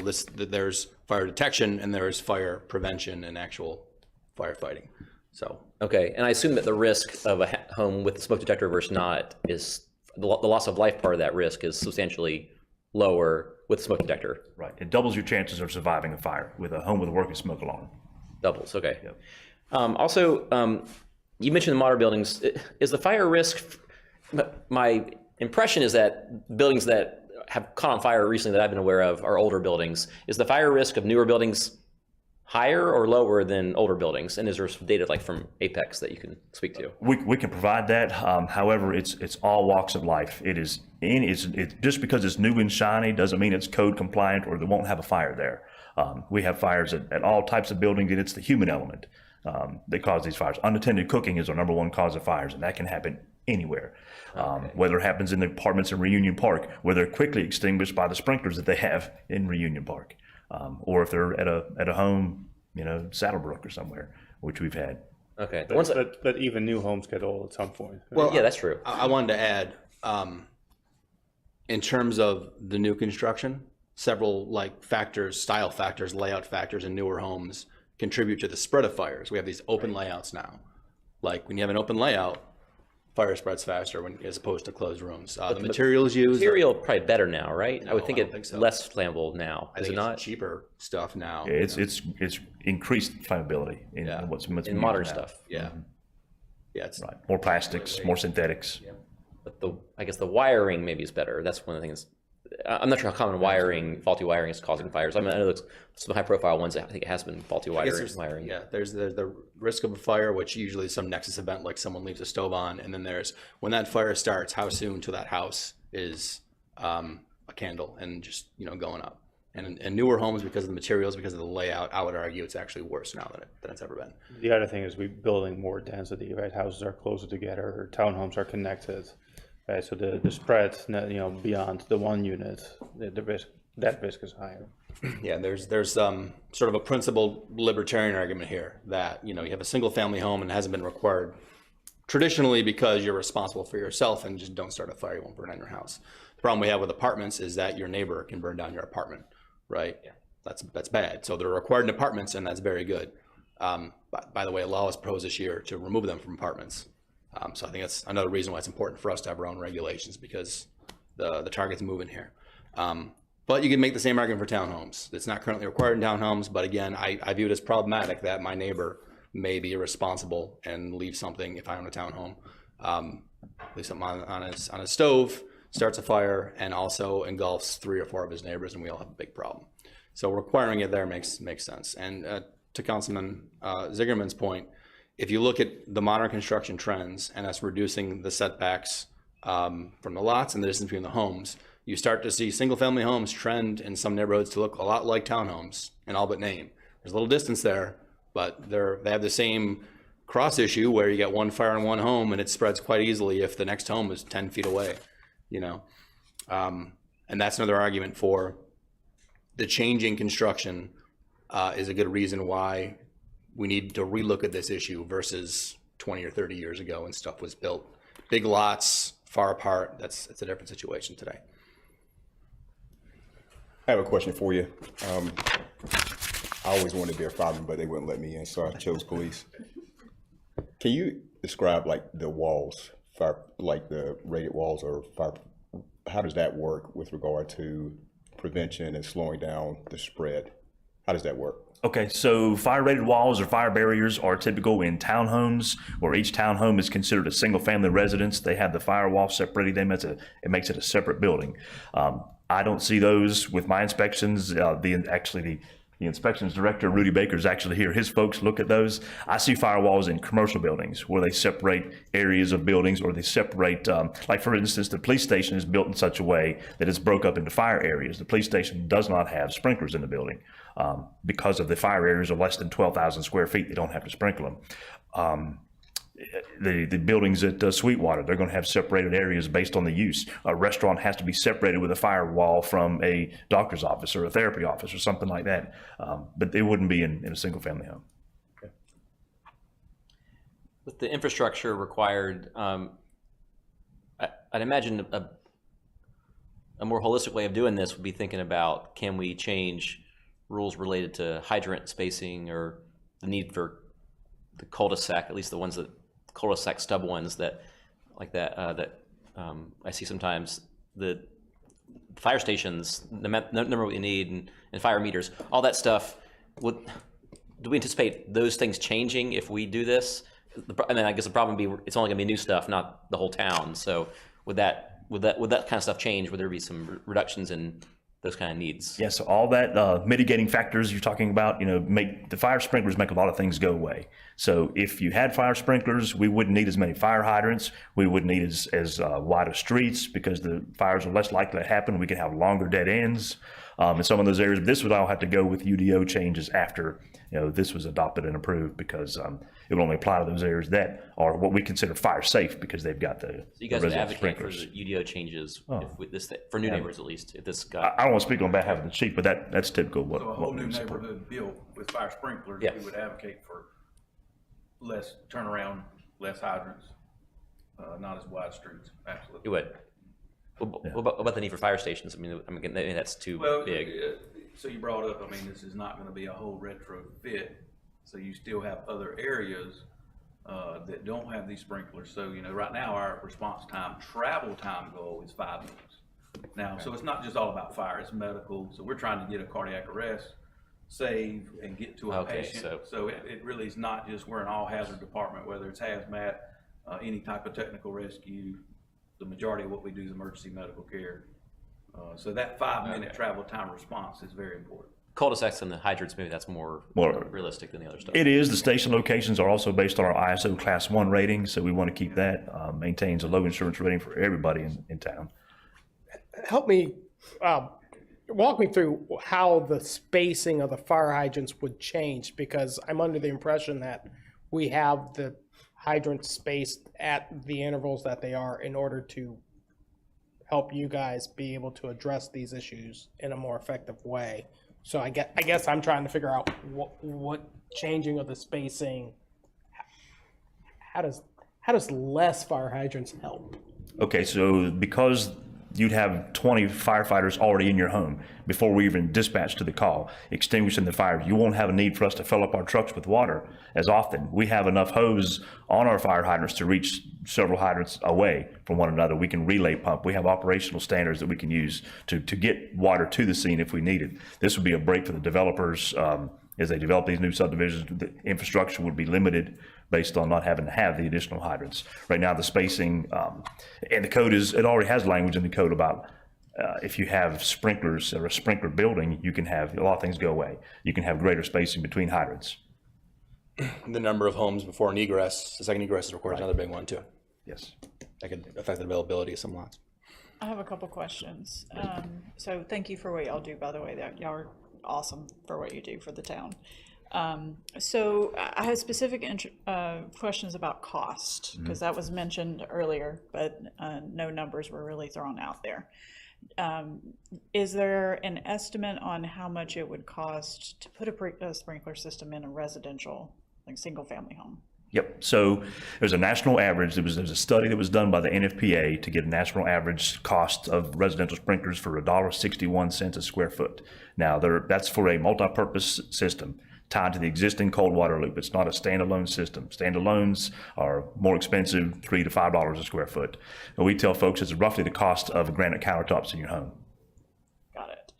And is there also an estimate in how much potential savings there might be with insurance cost if you have a sprinkler system in your home? Absolutely. So I've seen savings up to 35%, but you have to shop around to get the best rate. Let them know you've got the sprinklers. and they do offer savings. I'd like to add to this point that Habitat for Humanity has chosen to put fire sprinklers in their new homes in order for the protection of values. So I think that speaks to the value this provides. What's our cost estimate for doing that? I'm not sure. We don't know. They're not here. Do we know the cost of the ones that have been in Apex, the non-habitat ones? I know those were 13D standalone systems, so they were on probably the higher $3 to $5 range, but I do not know the cost. Okay. I've got a question. This might be more for well, actually, both of you can help answer this question, because I know a number of the concerns that we have, that we address as a council, oftentimes involves the fact that, as Apex gets bigger and larger, the response of some of those outer areas can be affected by, traffic and just distance and things of that nature. And, I know that we have been exploring, but there's all sorts of just difficulties with regard to procuring additional land to build additional public safety centers and to build additional fire stations, which have to be manned with additional personnel and also additional resources within that.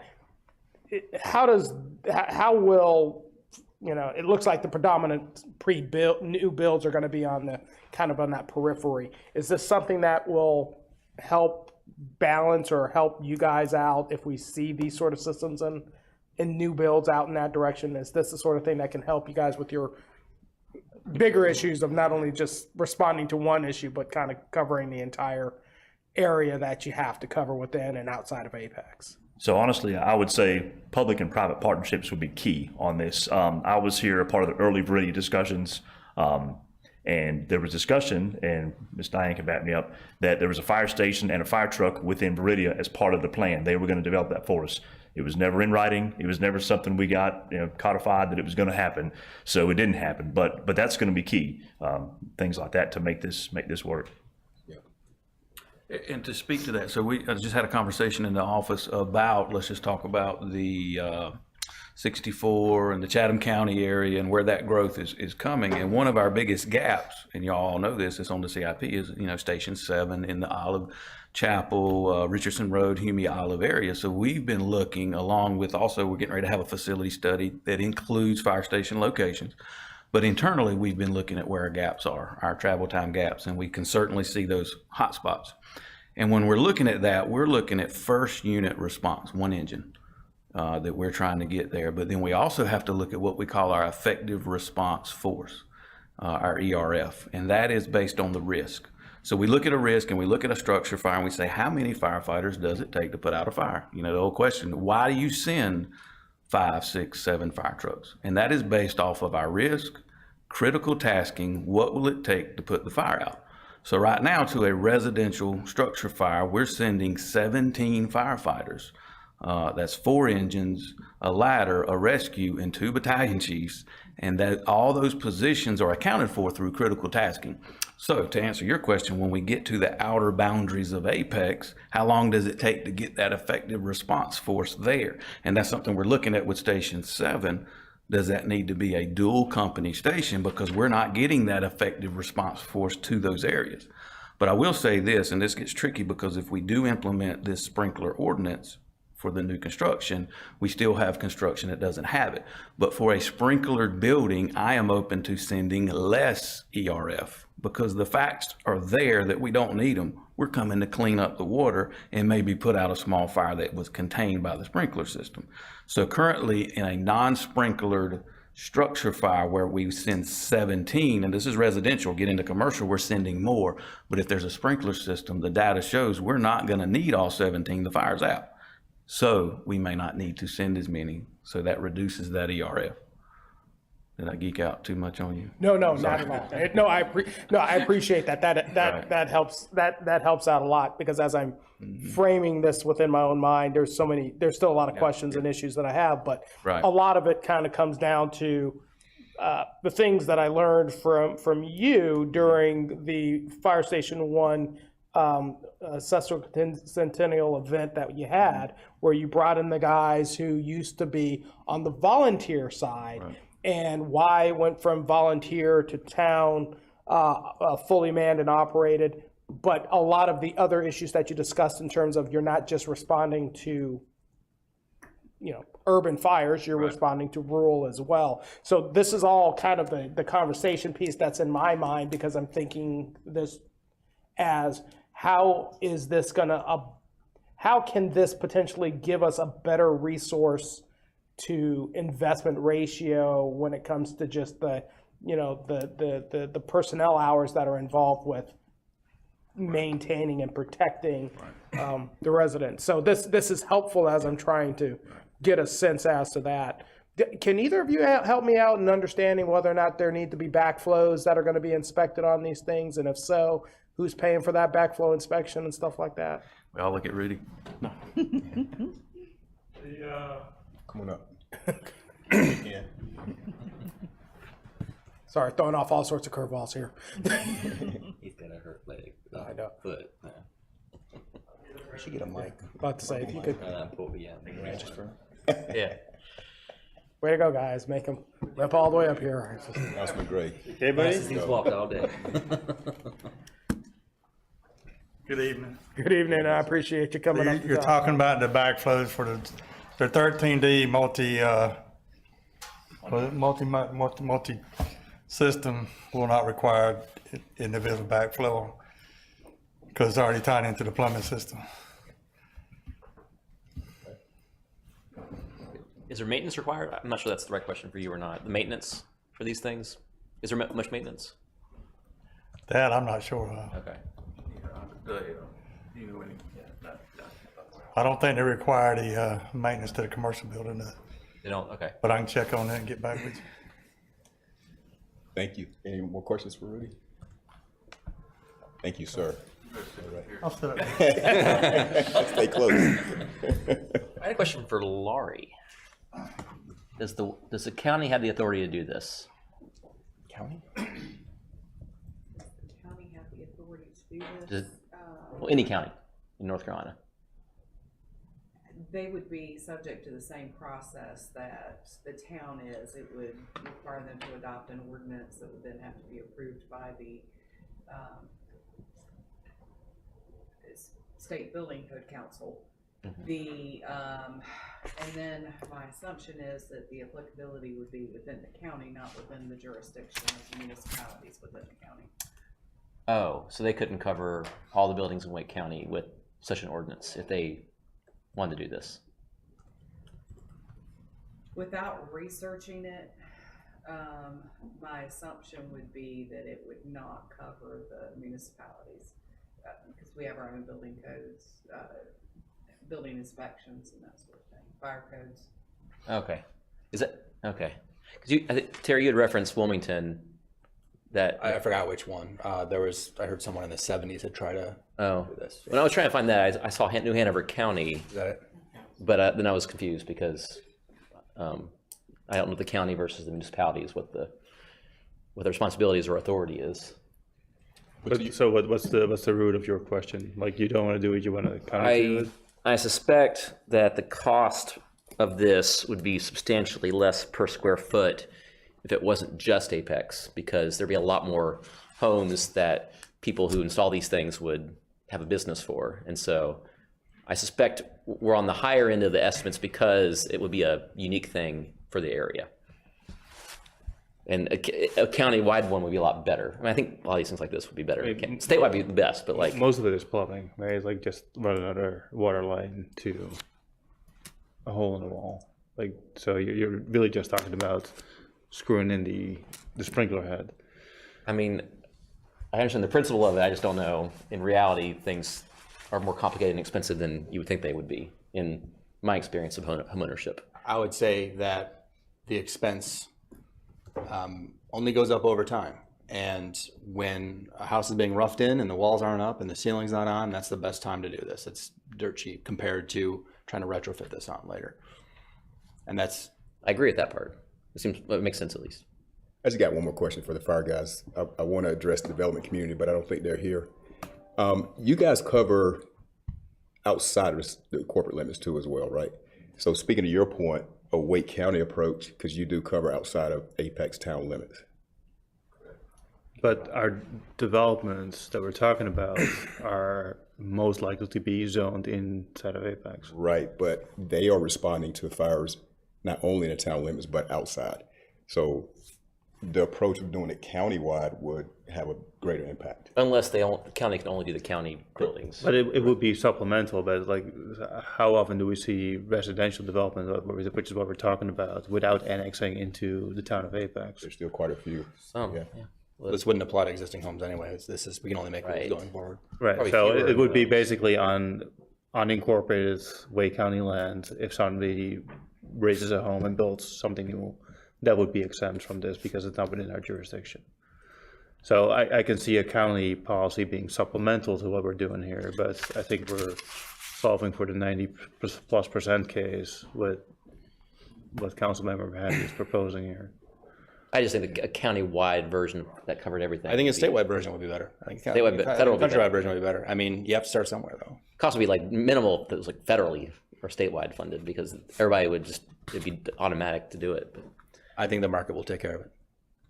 Like, if there's a demand for these, they'll get the certification, they'll go do it. Like, it's, you know, I'll also point out, to your point, like, the implementation of this is delayed. Doesn't go into effect the day after the BCC approves it. There's an additional 6-month delay to allow for adjustment and people to get ready to do it.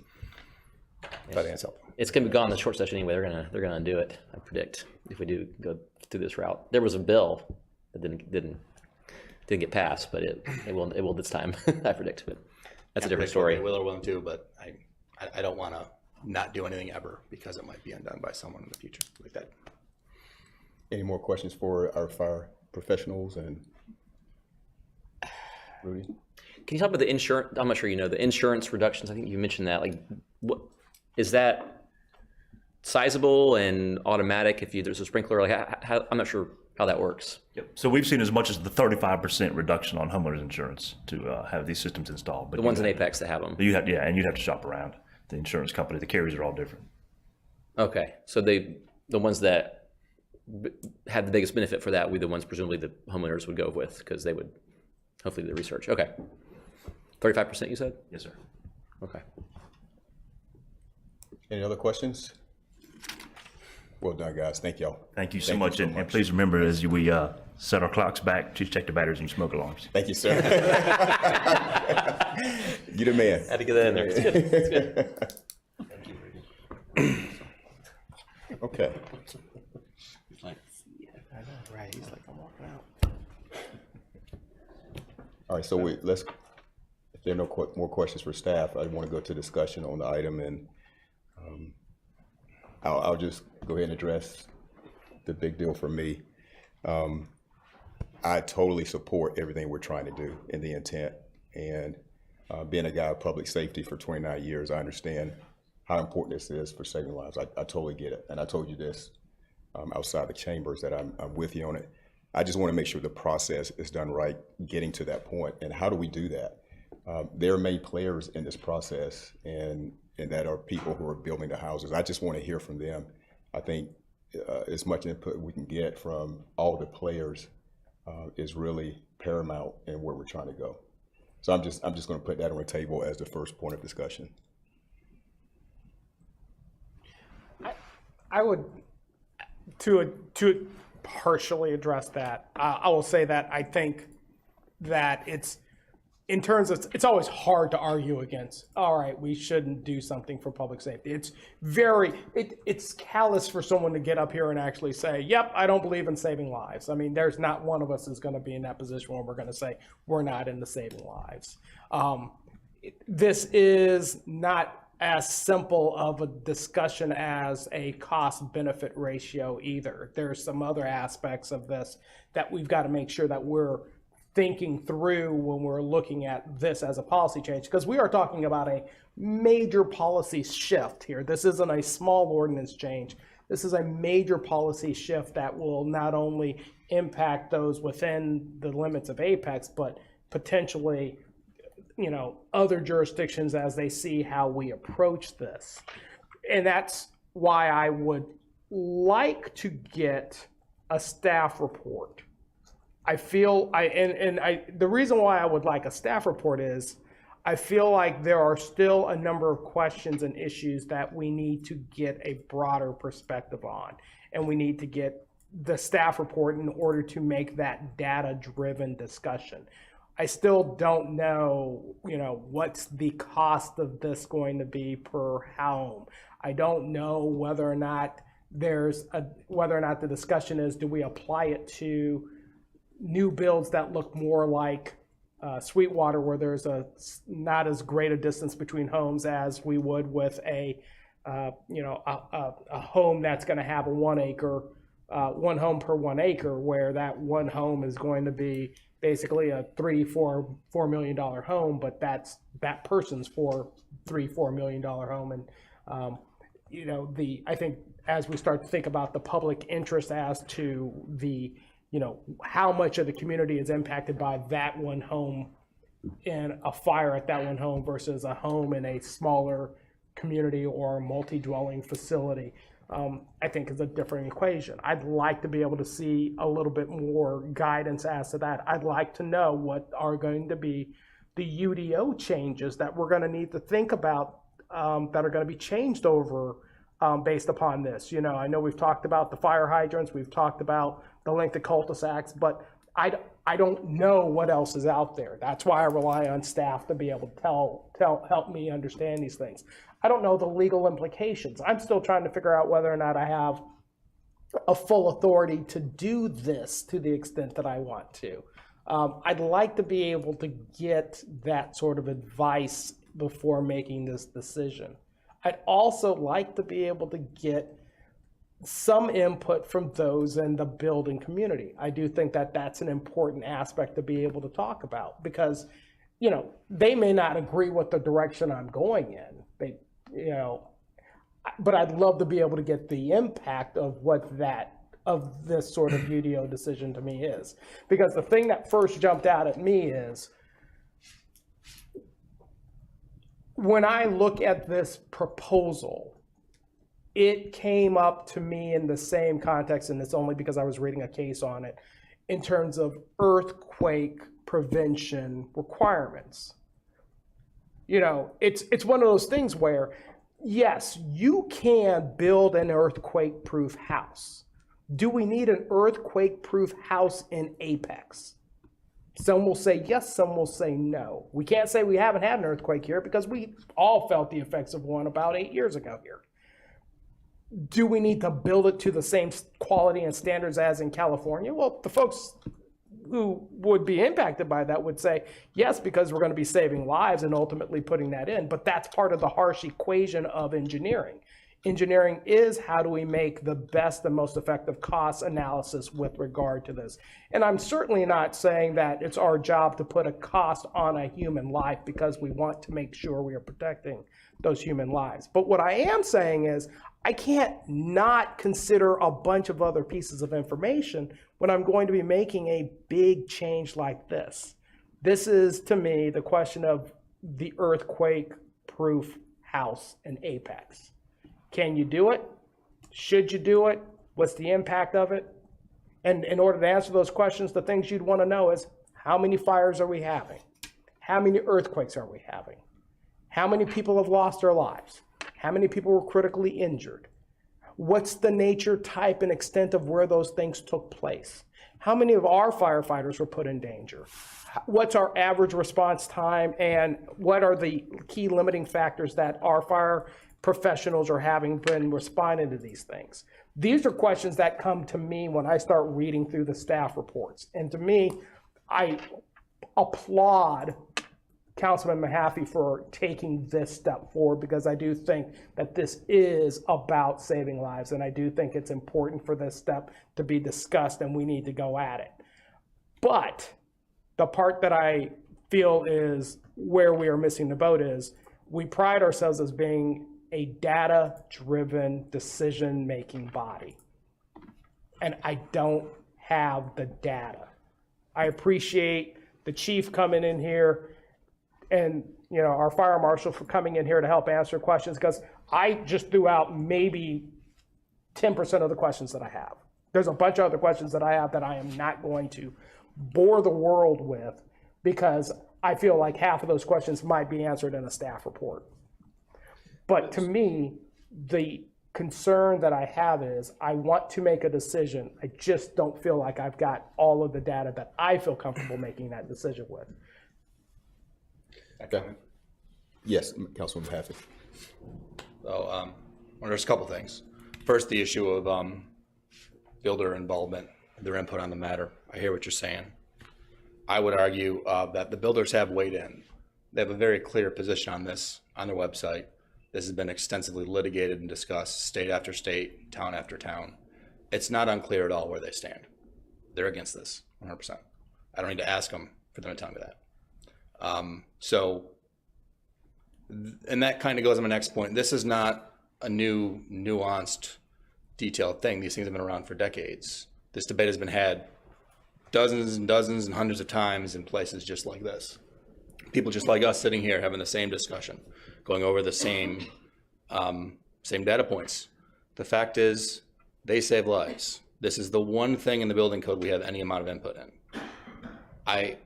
I think it is a big deal, but it's not like we're rewriting the entire building code. I just want to keep that perspective that there was a rewrite of the building code this year that got delayed. That was a big deal. This is one element of a broader building code which collectively helps to protect the home. The protection to me is worth it. It's not only for the residents, it's for their neighbors, it's for our first responders who have to crawl into these buildings when they're on fire. So when I was growing up, this is one of those stories I was telling you about. You ready? It's coming. Yeah. My dad was a fire chief. Before he was a fire chief, he was your lowly volunteer guy. Worked our local volunteer firefighter. When I was growing up, on the mantle, there was a Firefighter of the Year award. Must have been 1977. It said 1978. And when I was 4 or 5, looking at this, I thought he was the greatest dad in the world. Like, oh my God, my father is a Firefighter of the Year for the entire universe. They were than this. Found out later, I think it was just his station. I wonder today if it actually was an award, or they were like, you know, maybe he fell over, tripped over a hose or something, they got him this little trophy, I don't know. But at the time, it said Firefighter of the Year, 1977, Terry Mahaffey. And I was like, this is awesome. And I remember my mom explained to me, you know, what this was for, because it sat right there. And she told me that my dad ran into a burning building, fully engulfed, because he heard that there was a kid in there. I ran in. And it turns out there was not a kid in there, but he still ran in. And that's the dedication that our first responders all have to these issues. That's the dedication, that's a sacrifice they don't have to make in a home that has a sprinkler. That's a risk they don't have to take. This fundamentally changes the game for what the risk is for our first responders and for our response times. They don't have to take those risks in these homes because they're going to put out the fire. They don't have to wonder there's a kid there. They don't have to make a split-second decision that can get them killed. Our firefighters die because they go into homes that are on fire, trying to save people, and it collapses on them. And if us building a different type of home, a different structure of home to a different standard helps save their lives, helps reduce costs for insurance, helps provide a better level of service because they don't have to respond as much to these homes, I think it's a good thing. We can get whatever data anyone wants. And I'm certainly not against more data, but the data is there, and the data is not going to change. There's an upfront cost here. You're going to recoup it on insurance costs. Your house is less likely to burn down. You're less likely to die. Okay. I'm going to put it in maybe simpler words. I'm not sure if the data is really going to sway or and you know lead to a different outcome, right? So what if we have 10,000 fires in Apex every single year, right? Like, I'm not sure what that tells me, right? The fundamentals of this is still the safety and risk mitigation that these systems provide, right? At what is ultimately a nominal cost, right? You know, $1.60 per square foot. You know, let it be anywhere between $5,000 and $10,000 per new unit, right? If we're putting in townhomes that start in the low 500s, right? That's kind of the starting price. Like the price increase or you know the increase in cost to the builder is nominal, right, for all the benefits that we're going to get out of this. So half our Parks and Rec fee. Okay. Yeah. Right. So although I appreciate some of the questions floated, right? I do want to echo Councilmember Gray's earlier statement, this is not a cost-benefit analysis, right? And so if we're going to be tripping over dollars, I think, you know, we're having the wrong conversation, we're having the wrong debate. So. Thank you. I wanted to add one other thing that I forgot to respond to regarding the UDO amendments. And I think that's a good point. If this were to go into effect, we can consider other UDO amendments, which those, you know, would be things that don't have to mitigate as much in the way of sprinklers. And I heard you mention that, you know, you'd like to have those ready. I'd just like to push back a little bit on that point. We don't want to put the cart before the horse here because there's a long process for this to become law. I don't want our staff to have to go off and write a dozen UDO amendments and spend a month of staff time on it before we know whether it's actually going to become into effect or not. It does have to get through the BCC. So to that effect, I think the system that we have in place here where we pass the ordinance, it goes to the BCC. If the BCC passes it, there's another 6-month delay. During that period, we can look at what other changes we want to make, you know, in anticipation that this change would then go into effect. And, you know, it's just being practical in a certain sense and being respectful of staff's time. That's great. No, I completely agree. And I wouldn't say that they need to create and build those UDO amendments now. But what I would like to know is, what's the unintended consequence of what we're asking for? And that's the sole purpose for staff work. Right. I remember when I was a young captain at the Pentagon, my job was to answer the questions that haven't been answered yet. I worked for Secretary Rumsfeld. Everyone's familiar with his old phrase. You know, we all know about the unknown knowns and the known knowns, but what about the unknown unknowns? Mm-hmm. I remember being in his office and him explaining to me that there should never be that unknown unknown because I had the responsibility in the staffing process to figure out what those could be. Use the process to prevent things from going down the wrong pathway. And that's not to say that we may not be at the point and at the end of this entire process, we aren't saying, yep, we're going to make this a UDO amendment. But what I would like to be able to do is make sure that before we make changes of this nature, we've had an opportunity to consider all the information. And I get it. Listen, I hear you. You will say, and I'm 90% sure we will hear the argument that the Builders Association, we already know what they're going to say. They're going to say no, too expensive. What I would like to be able to know is, what is the cost? Because I would love to be able to say, well, I don't know if that's sufficient enough. I would love to be able to hear the question as to, well, you know, fire says it's only 61 cents a foot. Is that right?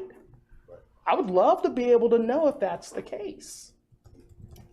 And I feel like, and I, you know, I say this with all due respect for everyone on this panel, it is dangerous for us to forget that these processes are in place for all of us for all time.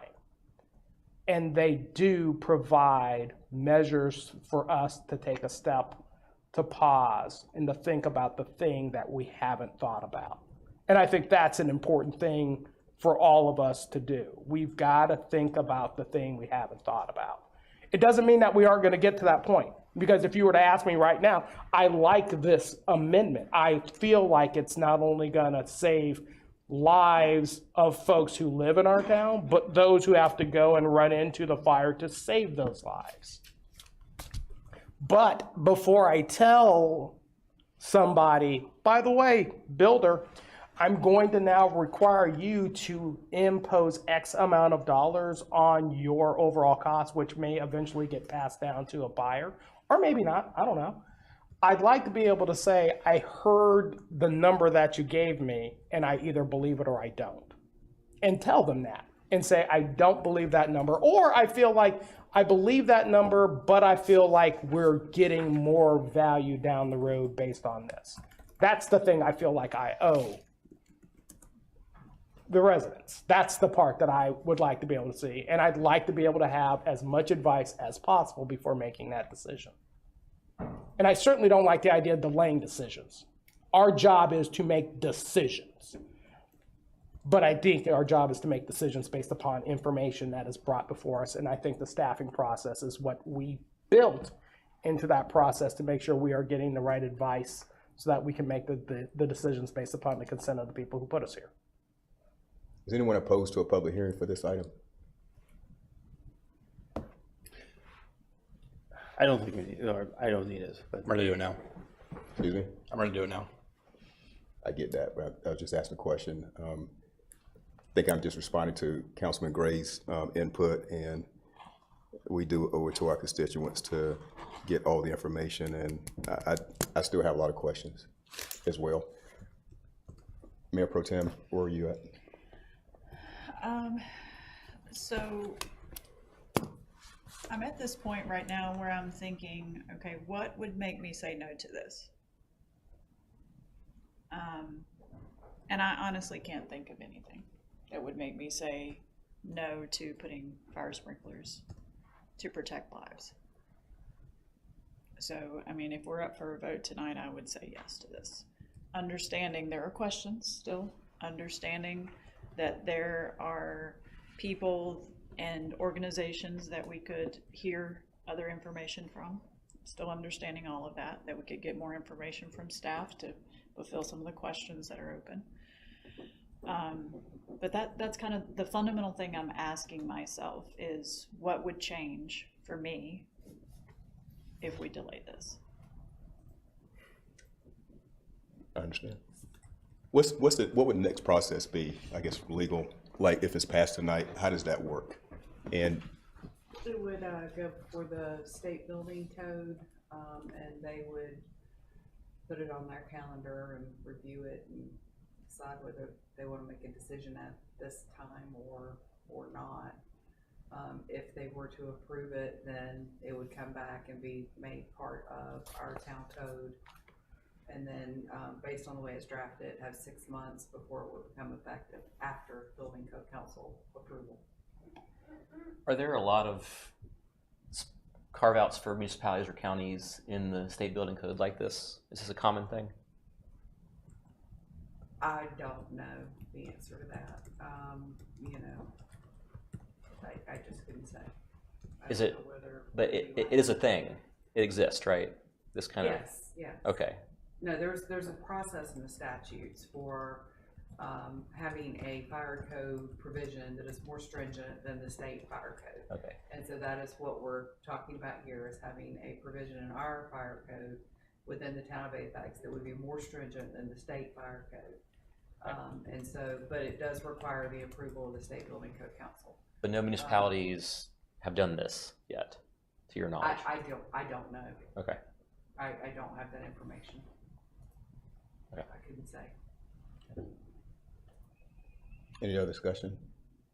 Honestly, I'm a statistician, so I obviously want data too. You know, if you add up a cost per unit times, I don't know, 10,000 units in the pipeline right now. I'm not sure that's that many we have in Apex, but some number that's pretty high. You know, you're in the tens or hundreds of millions of dollars in this decision. So that, I don't really have the number. I'd like to know the number of at least an estimate. So let it be 100 million. Yeah. Okay. Just for argument's sake, right? Would that change your mind? I mean, on an individual unit. Has anyone died in a fire in Apex? Do we know? Okay, are we going to wait until it happens? I mean, that's the whole point, right? So even if it costs $100 million, right? Like the per unit cost is very small relative to the price that the builder, you know, already lays out and the buyer accepts, you know, to purchase that unit, right? So we can look at it in aggregate all we want. But again, I think we're having the wrong conversation at that point.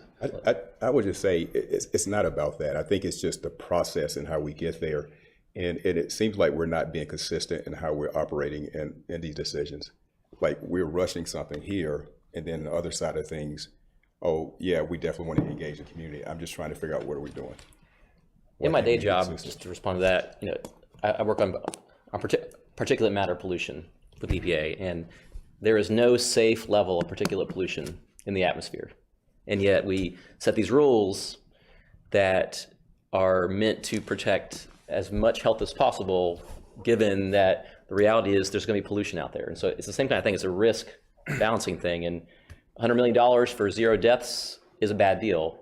$100 million for, I mean, if you want to put a value on human life, which economists do all the time. By extension of that argument, right? Like all the filters that we require industry to put in their smokestacks and whatnot to reduce that particle pollution, right? The aggregate cost of that is distributed, right, amongst many implementations, right? Yes. We're talking about the same thing here, right? So the aggregate cost of it could be astronomical. I get it.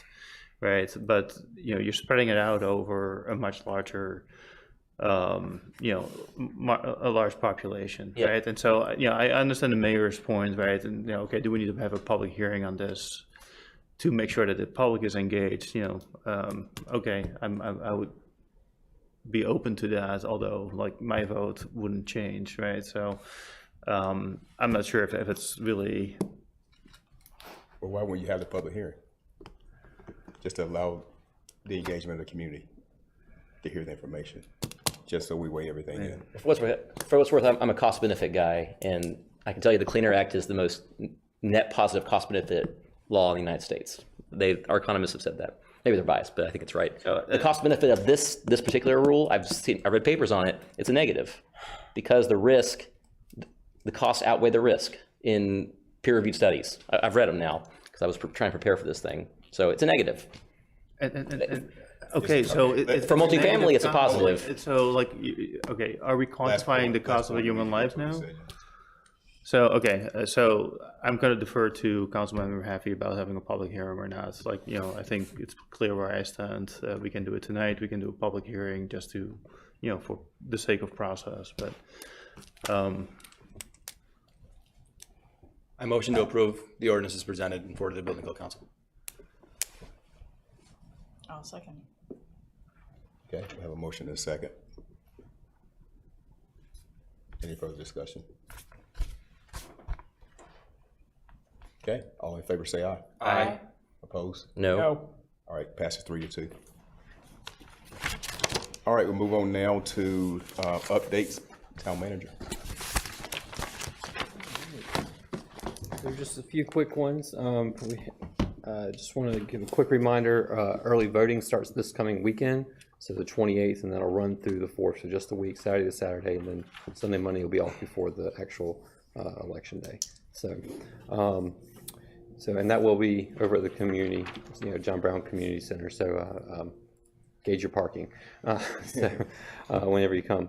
A couple more about work sessions. So we just had one last Thursday, but also our strategic planning session for you as a board, or as this Friday. So we're looking forward to that, getting some projects lined up, some priorities and initiatives. So appreciate your time for that. And then next Monday with the joint meeting with Wake County, just a reminder of that, and so that everyone probably knows we look forward to continuing that partnership and discussing options and opportunities with them. We do have staff out at Pleasant Park now. Okay, as of this week, so they're testing things, walking around, making sure, kind of getting a feel for it, making sure lights actually work, water actually flows, things like that. So we should still be on track for November 4th grand opening. So that's where we're looking for.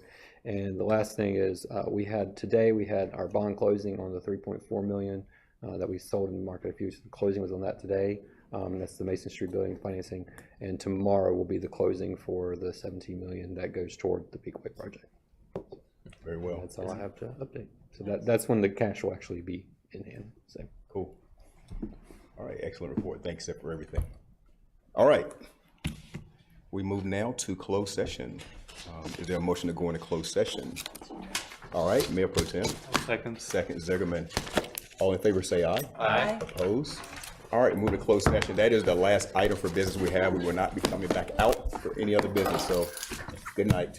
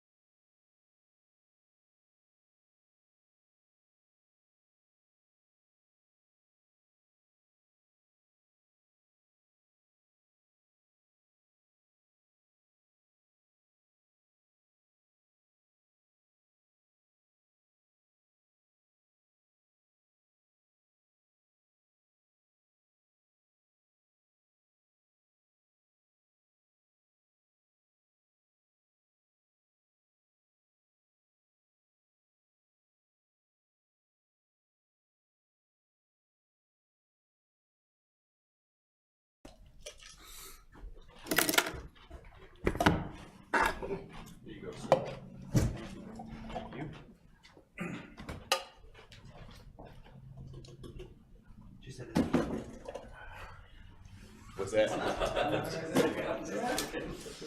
I heard him actually. Yeah. Here, what's that right? The town's announcement. Well, when you go back on slide? Yeah, I know that. He's got it.